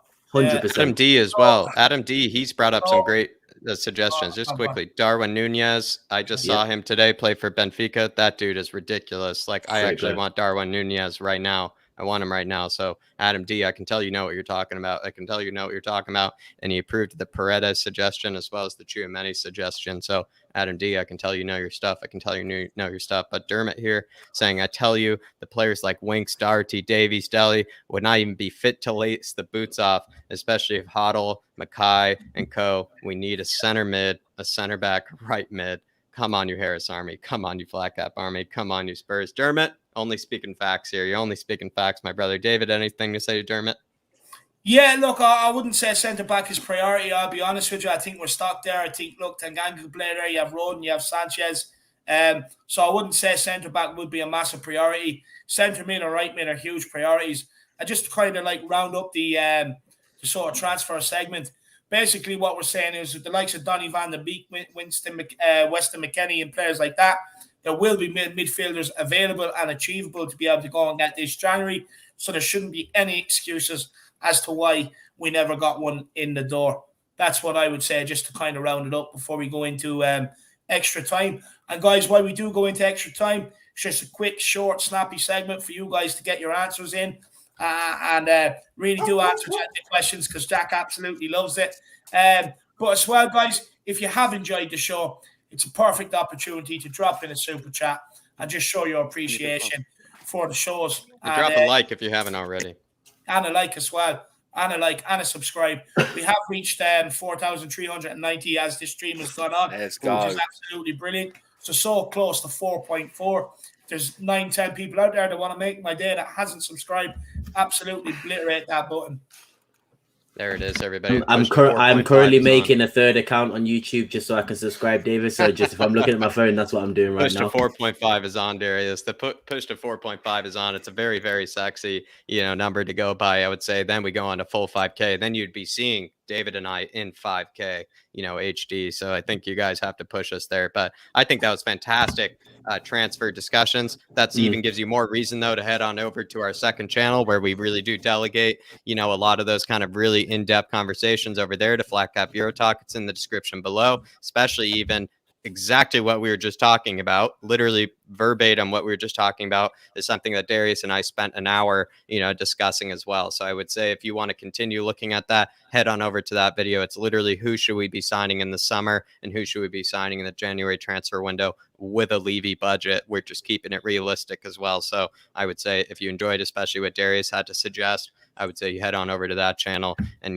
give that a big thumbs up. And as well, also just see what you guys, maybe you might think on some of those, as well as Adam D. I would say, again, I'm going to shout out that Darwin Nunez suggestion. Absolutely great, well done. great shout. Absolutely well done. I can tell you know your stuff, Adam D. Extra time, though, now, everybody. And this one's going to be interesting, like David said, a bit shorter answers. And I want to see this chat blowing up for all of these answers as well, because they're all supposed to be very short answers to a degree. And again, it's always going to be kind of a nice way to kind of calm things down, to even relax a bit, I would just kind of sit back, relax, and just kind of enjoy the rest of the show, kind of ride it out, as you might say, ride out the vibes. But with this one, the first question is, do you think Dele's days as a Spurs player are gone? And Josh, I kind of want to start with you on this one. Yes or no? Is Dele gone? Yes, 100%. I think we've seen the best of Dele Alli. And I don't think his attitude and I don't think his mind's in it. He would rather he'd rather go and promote Boohoo Man and go and take pictures and post on Instagram of his holidays in Abu Dhabi, rather than put the Spurs shirt on and actually give and put 100% on the pitch. But if the links are correct and he goes to and he's linked in this link with Newcastle goes through in January, then I'd be happy to see the back of him. Oh my gosh, please, Darius, I can tell. I think I know the answer, but just to confirm. I can't even tell you how many channels and how many videos I've been preaching this.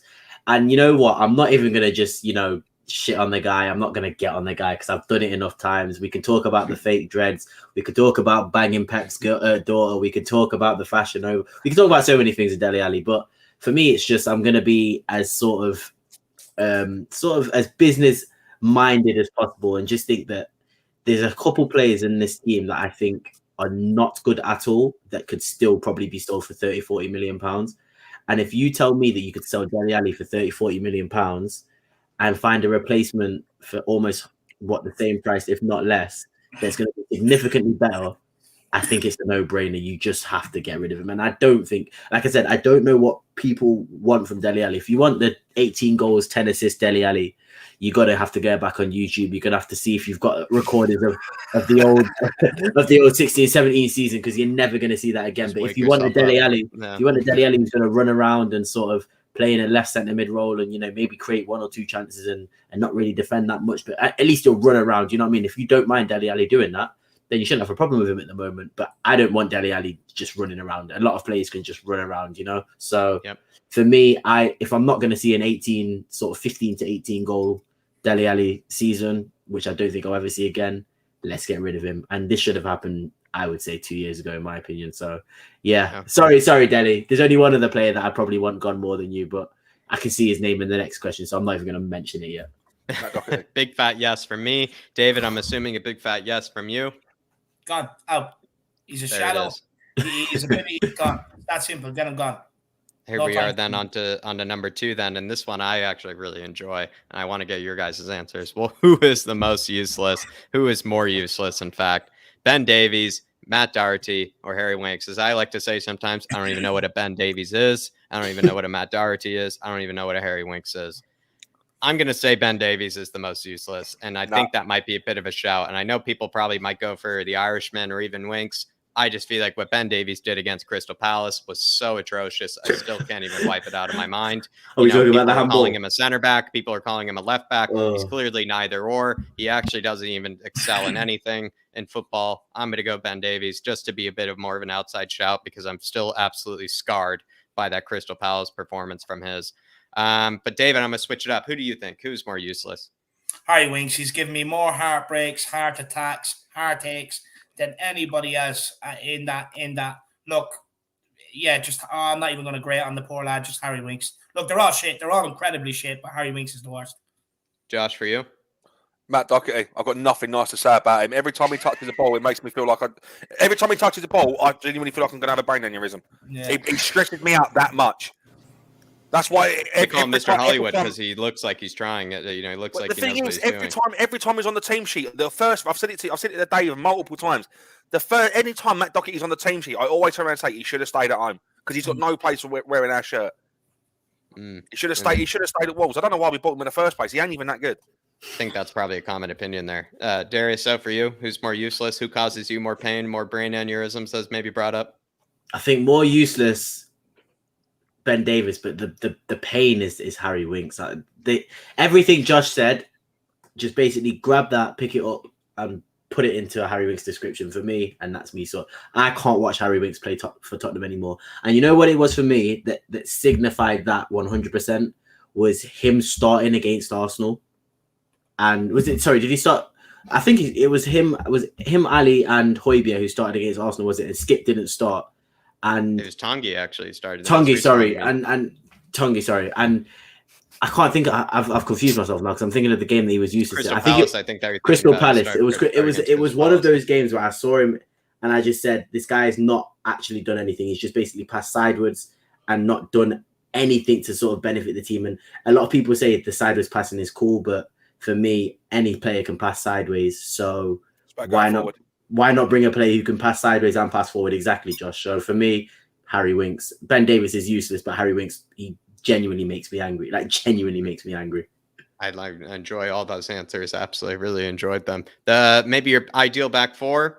You can choose between the very common 4 R's or maybe something else. I think everybody has their own opinions. You don't have to go too much into it. I am going to go Emerson, though, Tanganga, Romero, Reguilon, just to be a bit different again. I'm literally the same. There you are. Josh, I'm sorry I took it away from you then. Don't even come to me. I literally I ride or die with you on that one. Wow, I'm interested in that one, to be fair. There, David, what about you? 4 R's or something else? 3 R's and a T. 3 R's and a T. What about you, Darius? This is gonna sound crazy. This is gonna sound so crazy right now. I think I'm Emerson, Dyer, Romero, Reguilon. I think Dyer and Romero works. I think Dyer and Romero works the best. I can't see Romero and Sanchez working. Can't see Romero and Rodon working, and I can't see Romero and Tanganga working. So solely because Romero has to play every single game, I'm gonna go for Royale, Dyer, Romero, and Reguilon, and obviously Lloris in goal. There you are. Actually, great answers there. And now to the final one, which I will say the reason why it does say Alex needs to do his homework is because that was his answer when I asked him. I still to this day am scarred by that answer. What's been a midfield partnership in the last 6 seasons? Dembele and Wanyama. I think that's going to be a common answer. Not even going to mention the next one. And then Højbjerg and Skip. Some people maybe to be a bit outside the box like myself. I'd like to think that, with Wanyama, no matter how you take that Liverpool strike, which I've never seen something maybe break a net more than in my life for a Spurs player. Wanyama, to a degree, the injury just, it's just the injuries. And we only knew what he could have, we only knew what he could have become. And I'd like to think that maybe with Højbjerg and Skip, we are seeing a foundation for a long time. We're seeing a foundation for a long time. So I'm going to go with Højbjerg or Skip, just again, to be a bit different, a bit hipster about it. But again, I'm going to actually go to David here first. David, what about you? A, B, or C? Oh, Dembele and Wanyama all day long. Look, Dembele is my favorite player of all time. But again, I have to be different just to change the conversation. I just want to say my head was exploding. It was already exploding from being sick, but was exploding when Alex was talking about Sissoko and Winks. And I was actually talking about it with him today, believe it or not. He rang me. And he brought it up again, and I was just like, Alex, I really don't know what you're talking about because, he's like, but they got us to a Champions League final. I was like, no, they continued on from January after Dembele went, and Wanyama was cracked and stuff like that. That's when they took it over. Mm-hmm. And when they came in, all the league results dropped. You know what I mean? We got luck, an incredible amount of luck on the run to the Champions League final. It's not because they were like this all be all and end all fucking excellent partnership. They were fucking dog shit. You could put me in there on a solo and I do better than the two of them. You know, Sissoko cannot pass the ball. He's just a battering ram. And Winks can't tackle and can't pass. It was the most useless partnership I've ever seen in Tottenham history in centre midfield. You know, no wonder why some of the older guys go mad. You know, and they were sitting there watching games with tissues and stuff. Because honestly, they'll be enough to deflate your confidence in anything. The two of them are absolutely crap. So I had to speak to Alex about that today because I wasn't happy. Like, I'm a man. I like hearing people's opinions. I always try to see where other people are coming from. But on this one, I genuinely can't do it. So I had to speak to him today about it. But Alex, you do need to do your homework. You still haven't done it. You know, every time I ring him now, it's like, sorry, guys, I can't come to the phone right now because Dave and Jack sent me to do my homework and I have to double up. So please leave a message after the tone, you know, because that's how busy he is doing his homework. I couldn't believe that he said that. Yeah, still to this day, again, pains me. But, you know, like I said to Alex today, you know, Alex, you know, I've already given you enough homework from the last show. I don't want to give you any more. I'm not that type of professor. I'm not that type of teacher. You know, I don't want to unload too much on you at one time. But there it is, everybody. That is the end of Can Nicky Answer Me. This one, honestly, to a degree, as much as it was a very long one, it flew by. And I think it was just because of this panel right here. So, Josh, I'm going to give you the big plug, and I want you to plug yourself. I know you come out with a big channel as well. Yes, I have. And plug yourself, man, because you did absolutely fantastic tonight. So you can find me on Instagram at Josh RG in HD. I basically talk untold amount of shit on there. If you like rants about stuff or you like, you know, memes, follow me on there. I've just started up my new YouTube channel as well called Josh the Tottenham Guy, where I'm going to be posting all different kinds of videos. I've just released my first episode of Player Profiles, which is all about Harry Kane. I'm going to be starting a new series soon called Where Are They Now? And the first episode I'm probably going to do is Lewis Holtby. So, yeah. Wow. Yes. That is like just like throwing so many memories in my head just there. I'll tell you the reason why I chose Lewis Holtby is because I was working at QPR last night, and obviously he used to play for QPR. So, wow, that's a name I've not heard in a long time. Man as well, the Hamburger Man. No, sorry, he used to play for Blackburn. He used to play for Blackburn, but they were playing against QPR. It's called Josh. It's called Josh the Tottenham Guy. I'll post a link in the private chat so you can spam it in the chat if you want. I can't do it. There we go. Oh, why is it not? Why is what? It's just Josh the Tottenham Guy on YouTube. Let me just get the link up real quick. But yeah, I post all different kinds of content on there. So just go and follow me over there.